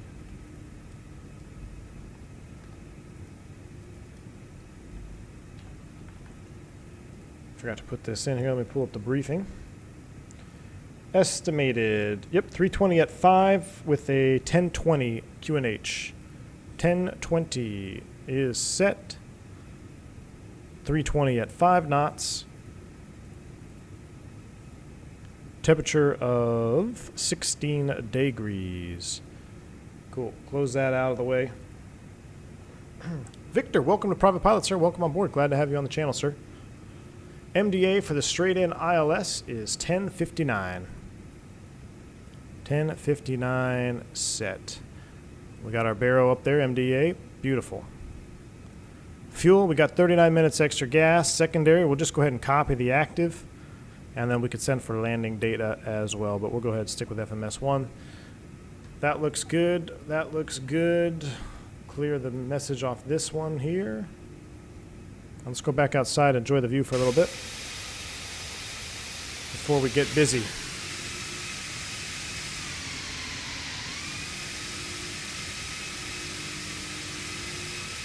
Trans is 14,000. Thank you, Team Vodka. I'll try to remember to set that before I get back in there.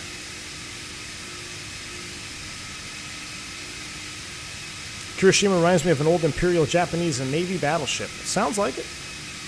No Cat 3 dual today. Ullman, that is correct. We will be Cat 3 single only. What I'm going to do is I'll probably hand fly it once we get established on the inbound course.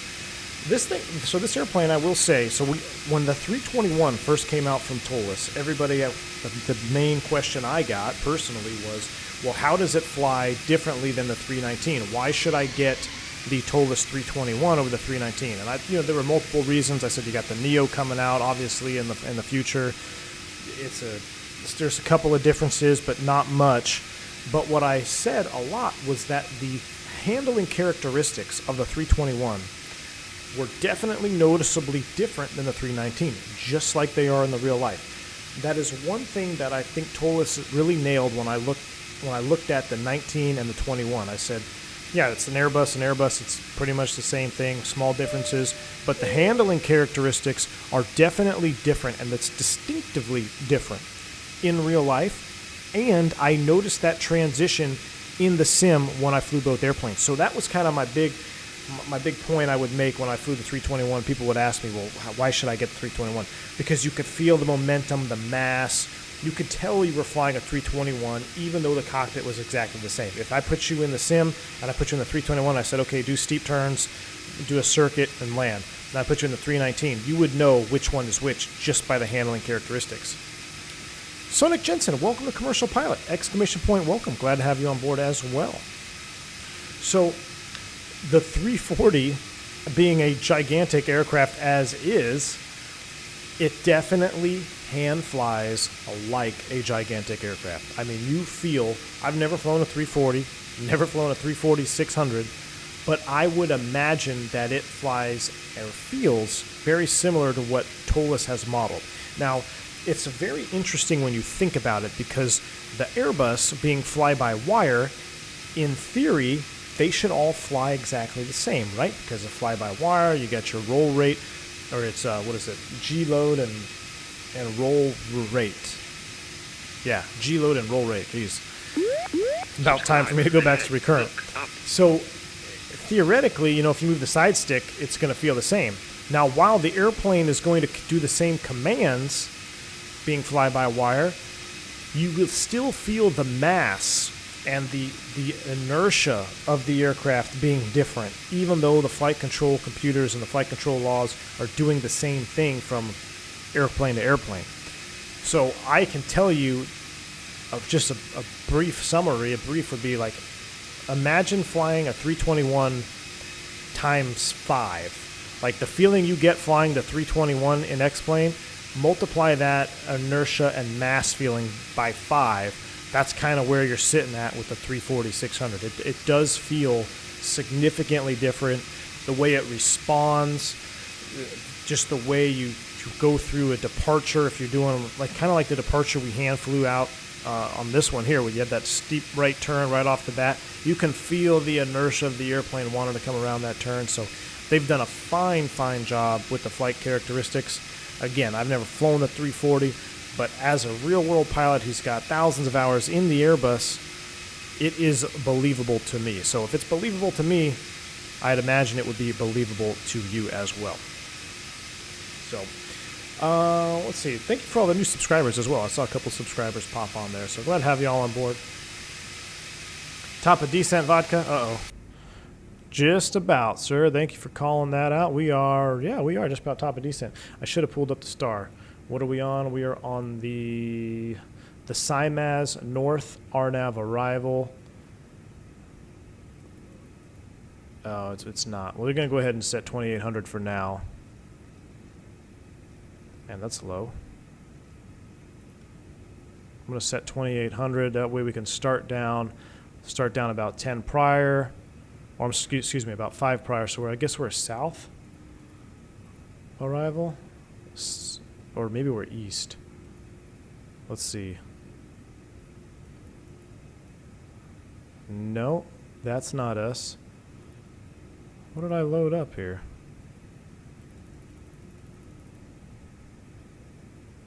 Oh, you know what? I don't think I did a star. I just loaded it off the approach, huh? That's right. That's what I did. I got us going to SIMAS. I got us going straight to SIMAS.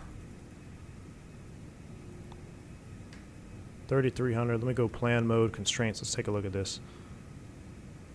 Do this Airbus way here. Janus, clear. So we can go all the way down. Yeah, 2,800 feet at SIMAS there. So 2,800 at 280 knots indicated. That looks good.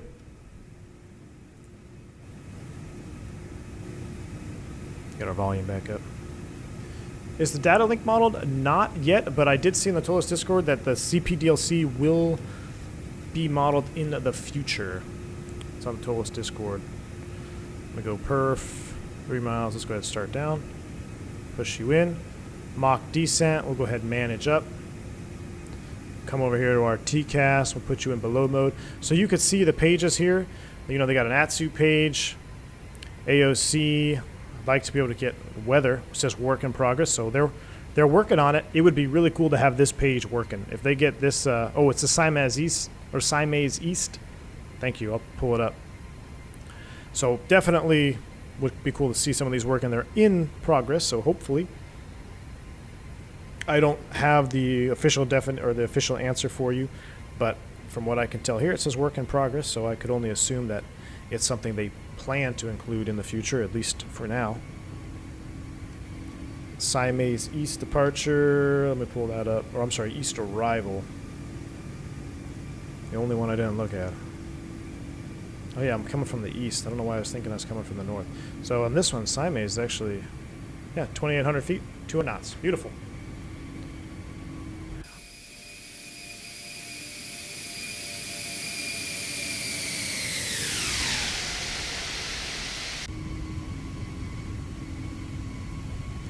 Wojtek, $10 bomb. Thank you, sir. He says, thanks for the fantastic stream. Have a great landing. Wojtek, thank you so much for the $10 donation, sir. I appreciate your support. We're going to try to have a good landing here. Thank you, sir. That's how star and SIDS are in Japan. Last alphabet denotes direction. I did not know that. Oh, the Siamese. It's not Siamese. It's Siamese East. Okay. Look at that. See? I'm learning something from you guys. I love it. Thank you. Appreciate it, Swap Mill. We're coming from the east. I didn't, for some reason, I was thinking we're coming from the north the whole time here. I guess we are coming from the north, but we're approaching from the east. Yeah, so we took off out there, and we're going all the way down the south side of Japan. That's pretty cool. All right, so we've already talked about our deferred maintenance item. We are a Cat 3 single operation.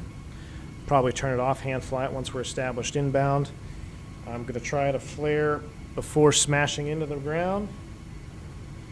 I think the landing rates are kind of off anyway, but at least want to have a good replay, right? Subscribe. Thank you, Rojan Trojan. Appreciate the subscription, sir. Thank you.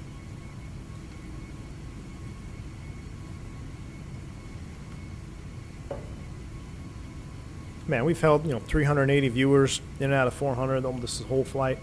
I just want to take time to thank you guys and appreciate how much I appreciate you guys viewing the content, supporting the channel, whether it be through likes, donations, memberships, what have you. I just want to sincerely thank each and every single one of you, because it really does matter to me. It makes a difference. And coming off a 4-day trip, I really want to get home, spend time with the family, I'm going to, but I was kind of hesitant to do the stream right now because I wanted to get home, but at the same time I'm so passionate and so excited about Airbus and airplanes in general and flight sim and being on the stream with you. As soon as we went live, I could feel the vibe, I could feel the energy. 100 people in chat just even before the stream started. So I just want to thank you guys for your support. It's made a world difference. This stream has flown by for me personally, so it didn't even feel like a very long of a stream. I've been going at it here for an hour. So I appreciate you guys, I really do. We might even do, I don't want to make any promises, but be looking for a stream tomorrow. We might have a later stream tomorrow. So for the West Coast fans and the USA fans, I might do a little bit of a later stream tomorrow evening. So be on the lookout for that. What I might do is I've been also itching, I'm super excited to fly this airplane more, but I'm itching to just do a standard 320 or maybe a 319 and maybe a 321 flight. We're going to do a short flight back up to Kansai, I think, and then we're going to fly to Incheon. So then we'll probably take the 340 up to Incheon, but we're going to do a small reposition. Maybe we'll do it in a classic 320 or 321. I'll typically put up a vote for the commercial pilot members. So when I want to fly, when I'm conflicted on what airplane I want to fly, I'll put up a vote for all the commercial pilot members on the community tab, say, hey, what airplane should I fly for tomorrow's stream? And they typically give me an answer pretty quick. So another perk to being a commercial member. So appreciate you guys. Be on the lookout for a stream tomorrow. I don't know what time yet. Again, might be a little bit later, but how we doing? We are on the bottom of the econ descent window. We're looking good. We're on profile. Constraint mode is on. LS push buttons are on. ECAM switching, we know that. We've talked about that. Descent checklist. Oh, what I forgot. Team Vodka told me transition 14 thou. What am I looking for? I don't even know what I'm looking for. 14,000. Thank you, sir.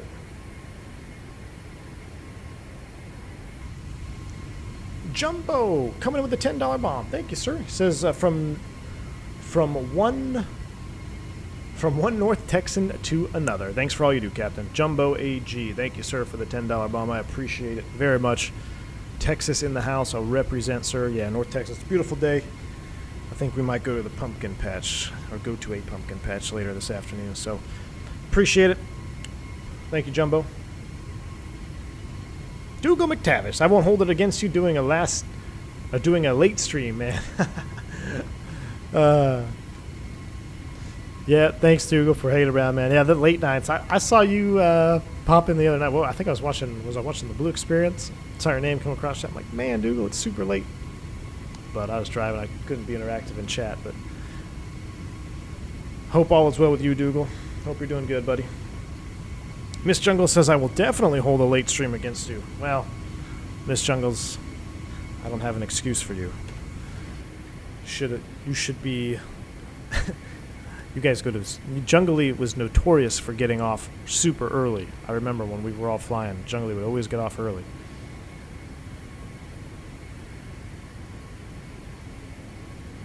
All right, we're 23-1. What's interesting is we're keeping the engines up here. I guess we're not quite at idle, but we're looking good. Anthony says, hell yeah, I love the later streams.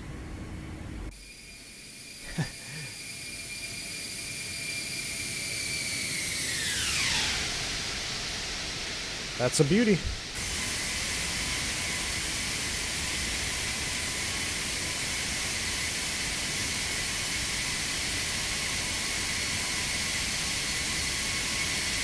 Steve, hope the wife gets better, my friend. Hope the wife gets better. Glad that you're on the mend. Hopefully she'll kick it soon, man. Anthony, you're absolutely welcome, man. You're absolutely welcome, sir.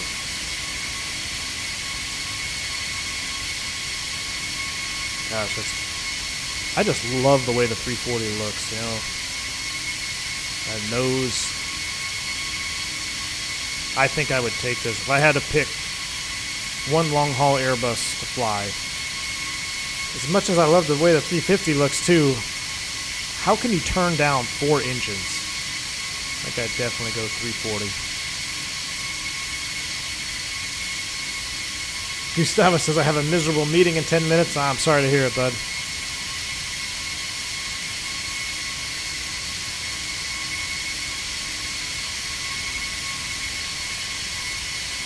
Maybe you'll be able to catch the next one live for sure.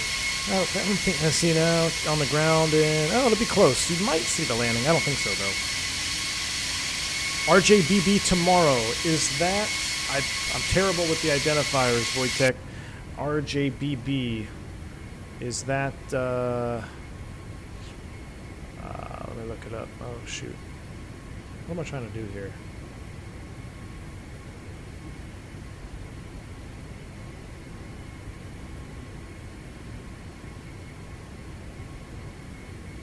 Jeez.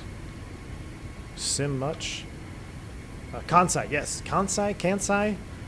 Yeah, so the tentative plan would probably be a short hop to Kansai, and then either the following day or the stream after the Kansai stream, we're going to go up to Incheon. So I know everybody wants to see more 340, so we might just double up the 340 flight. We might take this up and then take it over to Incheon and then fly an Airbus. But I'll probably put a poll up for the commercial pilots. How can you turn down 4 engines? You have to pay for gas. That is true. That is true. Well, I don't have to pay for it, but yeah, the operators, they sure do. Thank you. Yep. A340 is second most beautiful Airbus after the 350 to you. It's close, man. I gotta admit, like, I love the 350, and especially this morning. This morning I was right next to an A350. Actually gave way so they could enter the alley. And I tell you what, that 350 is freaking gorgeous of an airplane. It is a beautiful airplane all the way around. You know, I think the 350 has better lines as far as modern. It's definitely got more modern lines in the design than the 340. But there's just something about 4 engines that I can't kick, you know. My mom's favorite airplane was a 707. So maybe I got a little bit of that in my blood. Look at that, who's up there? Is that gentleman that took off in front of us? I think it is.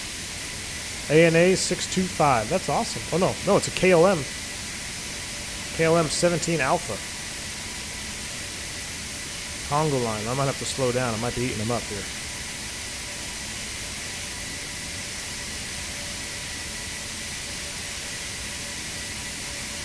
Can we keep the chat English? Yeah. Yeah, let's keep it English, y'all.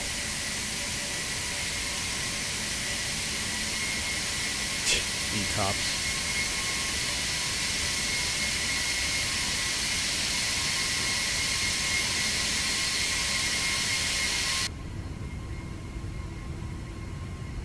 Check your message on the Discord. I sent you something for channel consideration. I'll do it, Clear Fubar. I'll do it.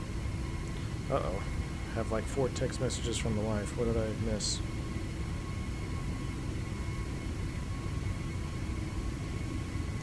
Oh, sent me a dog training program. Yeah, I haven't trained my beagles in 9 years, and she wants to start now. Ah, Fubar. I like it. Fubar, I like it, sir.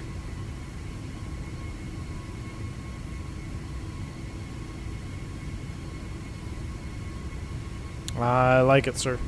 Fubar, I'll definitely do it. Bye-bye.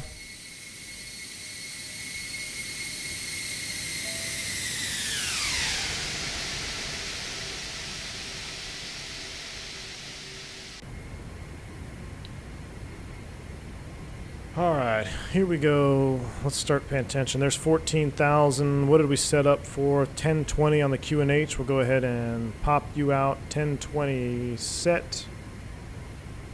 And 1020. Oh. 1020 set. Approach checklist. Briefing complete. Approach stable by, let's call it 1,900 feet. Uh-oh, what disconnected? I literally had the disconnect sound. That makes me nervous. Like when you unplug a peripheral. Everything seems to be working. I got green lights and everything. What was that? Briefing's complete. Approach stable by 1,900 feet. ECAM status. Checked associated. ADIR 2. Cat 3 dual. INOP. Check. Clear status. Seat belts are on. Mouse wheel scroll. Beautiful. Engine anti-ice. We're about to go in and out of it here, so let's go ahead and turn it on. Got the fault lights. Man, turn it on 4 engine anti-ice. That's pretty cool. We'll go ahead and turn on terrain mode on ND as well. And it looks like we're approaching a decel point. Oh, we got traffic on the TCAS. I love this airplane already. I absolutely love it. How do you figure out how to operate each new plane? I know you're already a pilot, but you have to practice before stream with each new plane. Danielle, it depends on the airplane. You know, something like the Concorde, heck yeah, man. I fly that. I don't practice near enough. I fly it maybe 2 or 3 times to get the hang of it. Same with the 747-200. Now, this airplane, like I said in the very beginning of this video, if you're a competent narrow-body Airbus simmer, maybe you watched the professional series or you've watched my streams before, you are going to feel pretty much at home in this airplane. It's basically a narrow body on steroids that could do a lot more cool stuff. So you might put the narrow body in the hangar for a little bit. I'm not going to lie to you. There are definitely some nuances, and I'm going to get into that as we stream more, because I think the true level of satisfaction when you fly an airplane in a simulator, the more you know about what's going on underneath and inside the systems and themselves, the more enjoyment or the more satisfaction you'll get at the end of a flight, right? And that might just be me, but I think it's pretty much true. I think you guys could agree with that, you know, when you complete a flight and you have good working knowledge of the aircraft systems, it just seems more satisfying than just being able to successfully go from A to B. Well, we're definitely coming in hot here. Let's get some spoid brakes out. So, you know, I want to touch on hydraulics. I'm still learning that myself, and I want to do a fuel panel, not tutorial, but just dumping fuel. We learned today that, you know, we have to have above 8,800 pounds in the tank, in each tank before dumping fuel. But we'll go over that a little bit more. So, but other than that, I mean, you know, it's an Airbus. And Airbus has got the one cockpit concept going on, so you'll be able to handle it. The flying part is what's going to get fun. I think I'm eating this guy up for lunch out here in front of me. I'm going to go ahead and select speed 240. And what we'll do now is we'll just go ahead and activate and confirm the approach phase.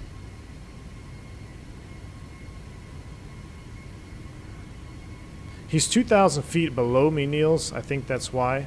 We're fine on separation. We're 2,000 feet separation. We're still on our descent. We're on a constraint star. We're in and out of the clouds. Do we need any more NIs? Yeah, we'll go ahead and turn it off. That's so fun. Like, I mean, little stuff like that. Like, you having 4 anti-ice switches to do here. You know, your fuel tanks, you've got, I don't know, 4 times more than you do on the Airbus, on the narrow body. So that's cool. We've got the fuel dump that we talked about. You've got a little extra stuff to do with the electrical system. So it's little things like that that I want to touch on as I gain knowledge on this aircraft as well. I'm going to share it with you. I think that's, at least to me, makes it more enjoyable. Like, yeah, I did that flight well, and I really understood what was happening, and that might just be me. I don't know. All right, volumes are coming back up. We're out of 10,000 feet. Lights are on. Flyby.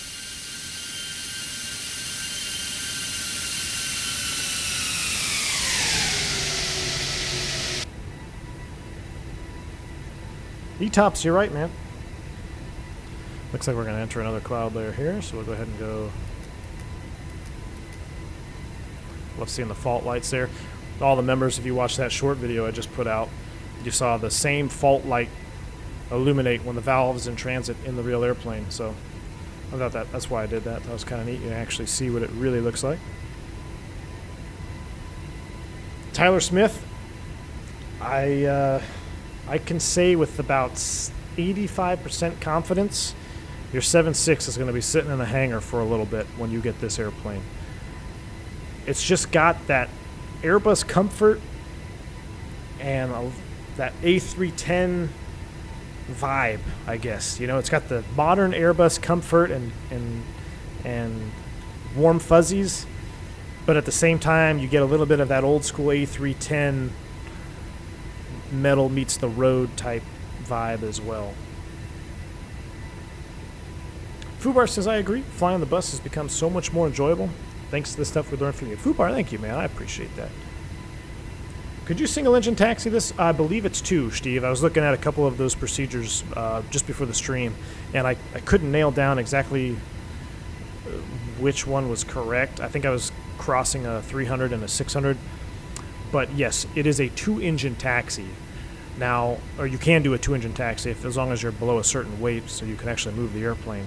Now, from what I've heard from a couple of 340 pilots, they said that, yeah, you know, at certain weights, especially light, a 2-engine taxi is much more comfortable and easy to do than coming in with 4. I think it's a little bit overkill, especially on something like this. Max, I don't know if you're in the chat or not, or maybe someone that has some knowledge here.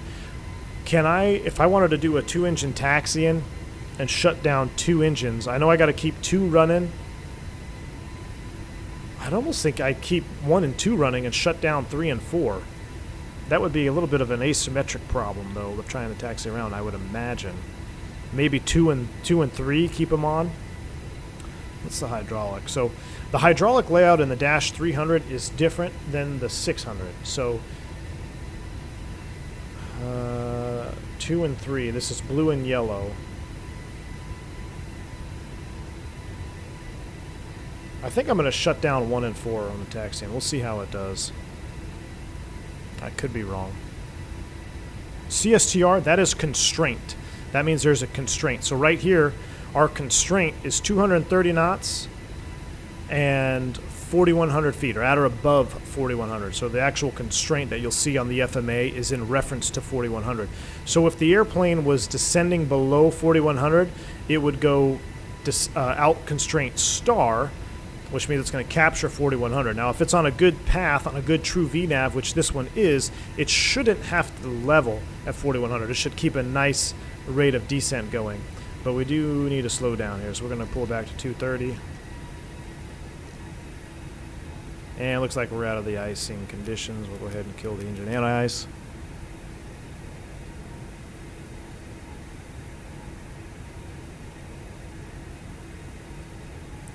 Carter says, I'd imagine you leave the inboards on and shut down the outboards. That's what I'm thinking, Carter. That's what I'm thinking. What are our F speeds here? Jeez. Clean 214.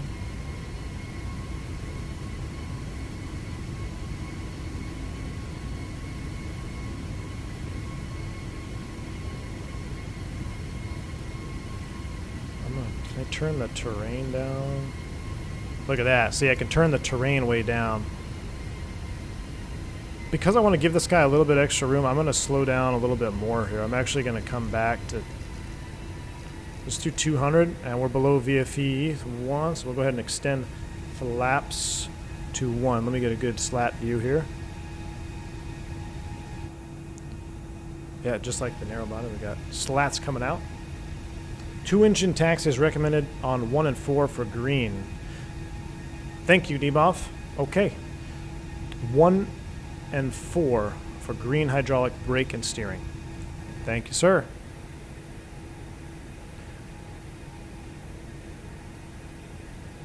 And we're VFE next minus 10. We'll go ahead and extend flaps 2 as well.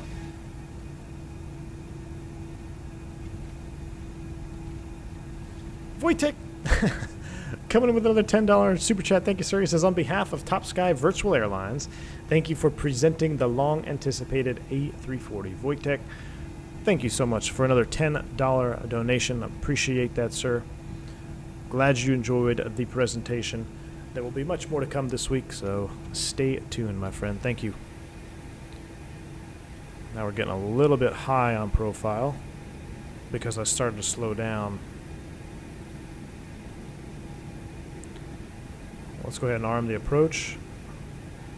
Cat 3 single. Hey, we got a good TCAS. Climb, climb, climb, climb, climb, climb. We're going to ignore that. Climb, climb, climb, climb. You know what? Screw it. Let's not. Climb, Let's do it real. Climb, TCAS, climb. I have control.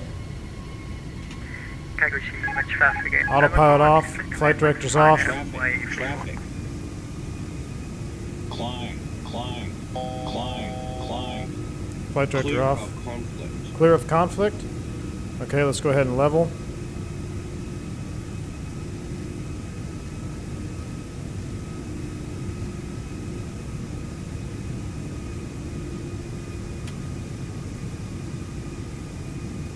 We're going to go ahead and circle back around. So we responded to the RA. We got a descent. Let's go ahead and select 3,000. All right, thrust idle, open descent. Flight directors are back on. And where are we at here? What is the name of this airport again?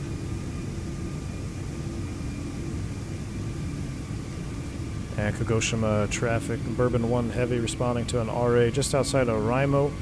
We're going to circle out towards the southwest and rejoin the final approach course, Kagoshima. All right, so back around. We're going to recircle around here. Hopefully we don't sequence the box. Captain Shark just got on board. Cool plane. Thank you for the $2 donation. Sorry, Mr. Chat there got in the middle of an RA. I was like, let's just ignore it. And you know what? I said, let's screw it. Let's actually do the RA procedure. RA like that, follow the RA. It's autopilot off, flight director's off, and follow the commands from your RA, your resolution advisory, or your resolution alert. Resolution alert? TCAS, yeah, RA, yeah. So we had to comply with it. Now we're going to cycle back. Status, we'll go ahead and clear status.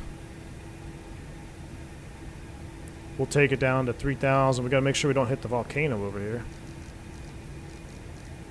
That's all right. That's kind of cool. Little bonus flying.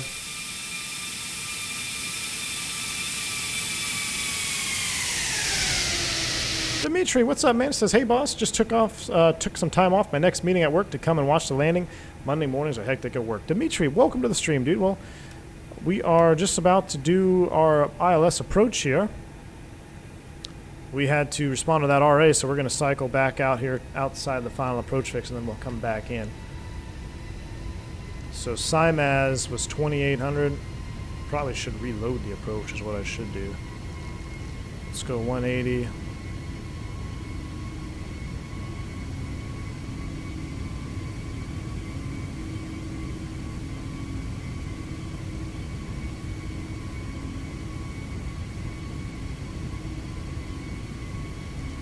Take it back to 180 knots.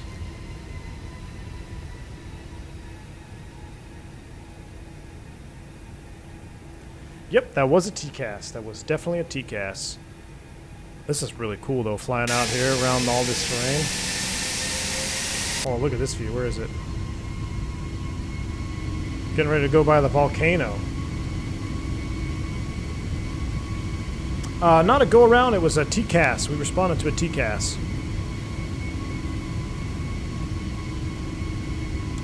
I saw the flight director go back on, Daviator. I'm not sure what happened there. I'm going to have to rewatch what happened. I have to rewatch because I think I pulled for an open climb or an open descent, and then the flight directors came back on. I'd have to look into that, Daviator. All right, let's go ahead and turn it around. Bourbon 1 heavy. Turn left. Heading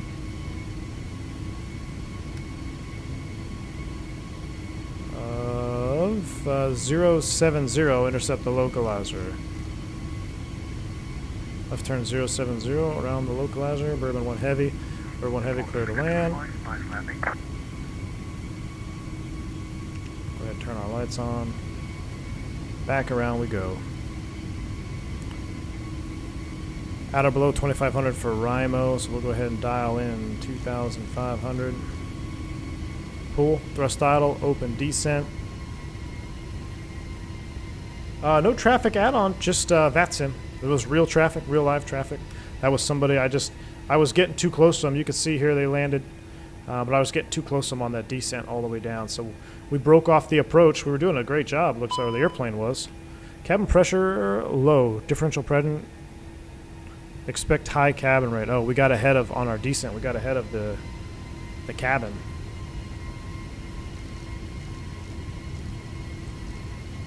Go ahead, clear status, we know about that. What's our VAP? 147. We're going to go auto brake 2. No, we're pretty light. Let's go auto brake low. Screw it. Alright, we're looking good now. Alright, on this heading, we'll go ahead and join the approach. Bourbon 1 heavy, 2,500. Tel established, cleared ILS, 3-4 Zulu approach. Glide slope blue, local blue, cat 3 single because of our INOP ADR, or EDR. 2,000. Thank you, Jason. We'll do it.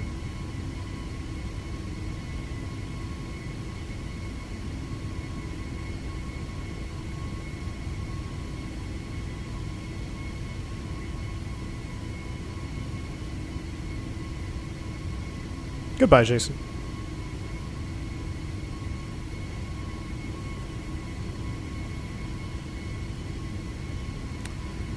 All right, 180 knots. Come on, glide slope.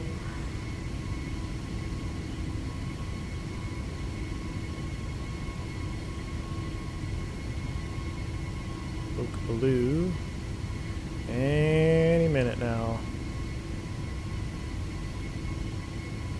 We're gonna fly through the Loke. There we go, Loke Star.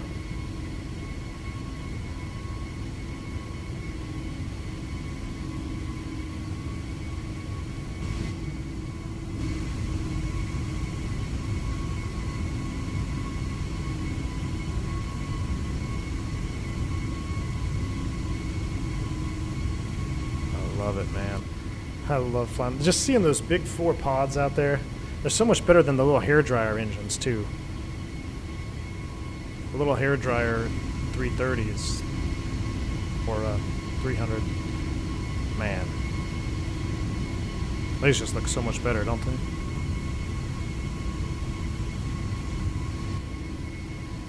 Not the same on the FO side?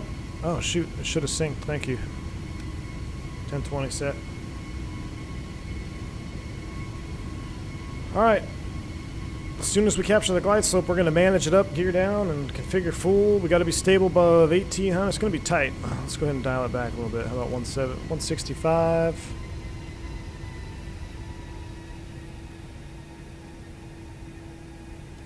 Volumes are set.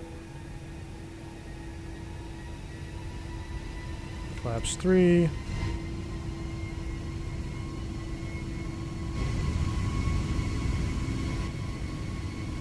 Glide slope star. Go around altitude is 4,500 feet. Wind track 320 at 5, clear land runway 34. Clear to land 34, bird 1 heavy, thanks sir. Alright, we're clear to land, manage it up, gear down. Let's see this. Oh yeah, gotta hit the like button for the gear animation. So much juice. Look at the split gear door here. Oh, that's awesome.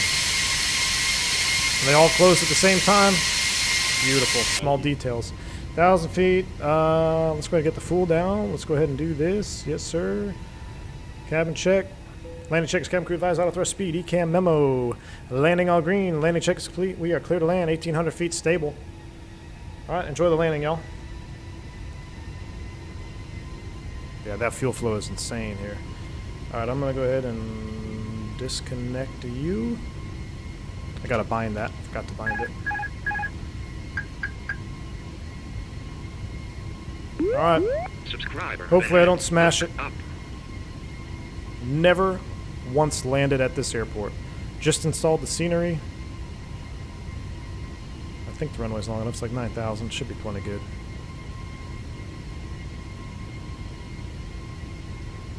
$1,000.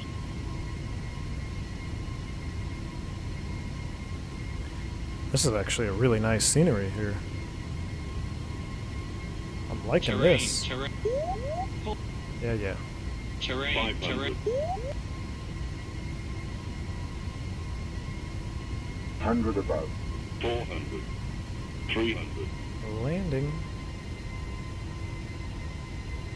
200. Minimum. 100. 50. 40. 30. 20. Retard. 10. 5.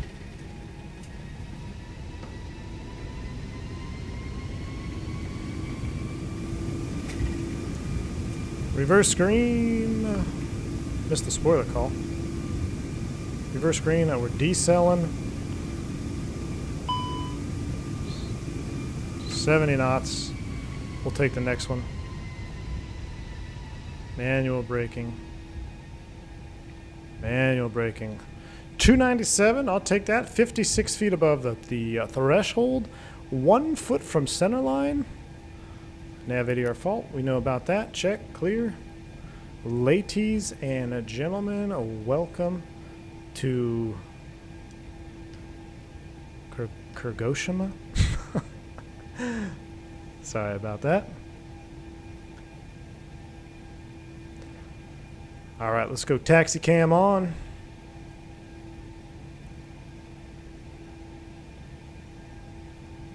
Make sure you don't put those trucks over some taxi lights like we did in Tokyo. gotta make the left turn here. So see how wide this is? So I was messing around taxiing with this airplane when I first got the beta, and then I go to work literally the same day, and I'm turning all over the place in the 320. Like it's kind of funny to me because I was trying to fit. See, look, I took that turn way too tight. I should have been even further out. But there we go. We are here. We got some beautiful airplanes there at the gate. Looks like we're on center line. Let's go ahead and clean it up, shall we? Let's go ahead and disarm a U. I got a binding for that. Clean up the flaps. I go into auto, standby. Strobe can come off. Wing lights can come off. Taxi, off, off. All right, I'm curious. Let's go ahead and shut down. Let's go ahead and shut down engines 2 and 3. Confirm.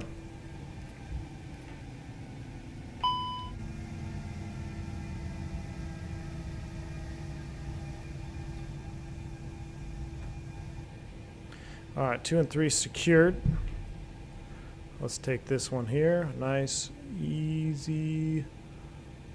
Well, this airport scenery is awesome. That ADIRS message is because we have a fault. We have an ADIRS fault. I took that way too tight again.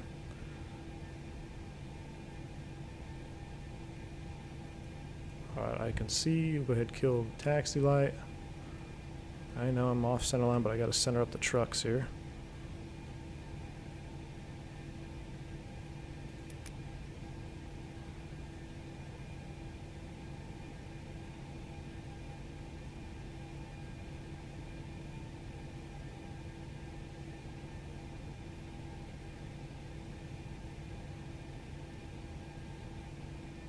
Looks like the auto gate may not be working.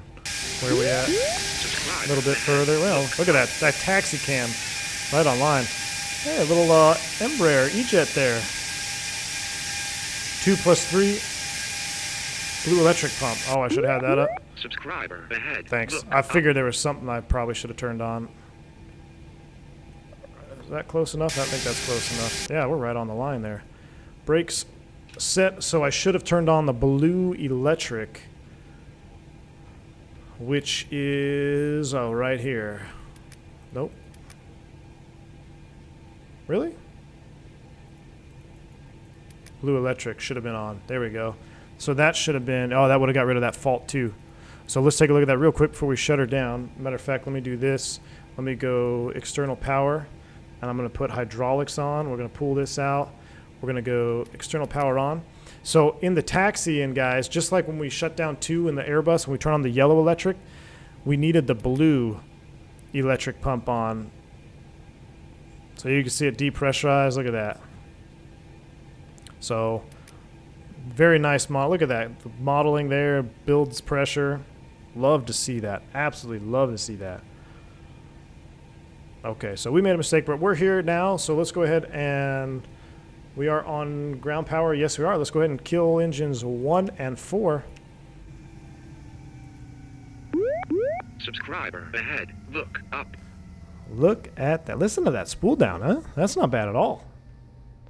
All right, we are here, ladies and gentlemen. Welcome to RJTT, wherever, or RJFK. I got disconnected from VATSIM again for some reason. I don't know why. That's right. Let's go ahead and take a look at this replay. Replay mode, and replay mode. There we go. Let's watch it. Let's enjoy this, shall we? Oh, wow. We got the taxi cam on. Let's go ahead and turn that off. Don't need that. I guess I can't adjust it. Do I need to turn the lights back on? Oh, oh well. Oh, they're already on. Cool.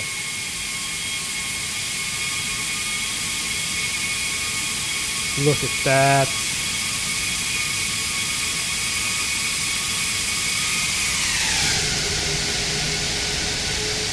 Why not shut down 1 and 4? I don't know, Team Vodka. That's a good question. You can see, check this out. You can see the landing cam right here in the seats. How cool is that? That's in the seats. That is awesome. All right, let's check out this wing flex. Let's watch this touchdown from the wing view here. Andrew says, thanks for the great stream. Andrew, thank you, sir. Thank you for becoming a member, supporting the channel as well. County MC says, I can't wait to buy it. Hey, it's not gonna let you down. I'll tell you that right now. This airplane's not gonna let you down. Game says, I'm impressed with the aircraft. Yes, sir, I am as well. This might be like that slow-mo. There'll be more slow-mo here in a minute. I like this airport, guys. It's kind of in a valley. This is pretty sweet. Let me speed up a little bit. When I leave, I'll leave you guys with the long replay you could watch. But that looks awesome. I just want to see some wing flicks here on touchdown. This airport might be my new favorite airport in Japan. In the mountains down here.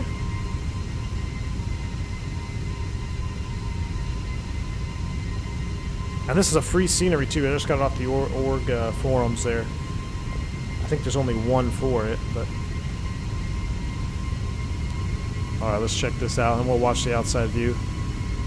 Sergey says, after the stream, it's definitely a day one purchase. I couldn't agree more, man. Oh yeah, look at that.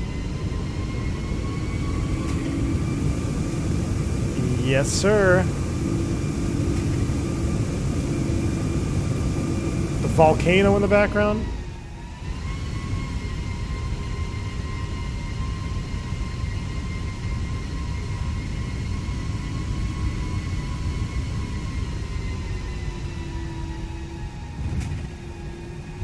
Let's look at... Oh. Whoa. Okay. I hope that didn't hurt you guys as much as it hurt me. Let's do this. One shot here from the outside, then I'm going to get out of here. We'll play the music. I'll let you guys see multiple views all the way around. That is pretty sweet. I mean, you can't deny that head-on shot. That's definitely sexier than the 350 head-on. Oh man, that didn't look that hard. Nice little, hey, I finally got the center line. Wow, 10 for 10 on the center line effort. Can we watch that again? So we touched down. Wasn't super hard. Look at that correction there. I finally did a good job on the center line. I don't do that very often, so I gotta enjoy it while I can. Alright guys, I'm gonna start playing some sail music for you. First and foremost, shout out Toliss. Thank you for including me here on the beta release copy. All the members of the Toliss team, I'm sure they put in countless hours on this aircraft, and it definitely shows. I mean, it really does. I think this airplane is definitely going to be the best release so far out of the gate for Toliss. I look forward to future updates, future products from them. This airplane is truly... Wow, that's loud.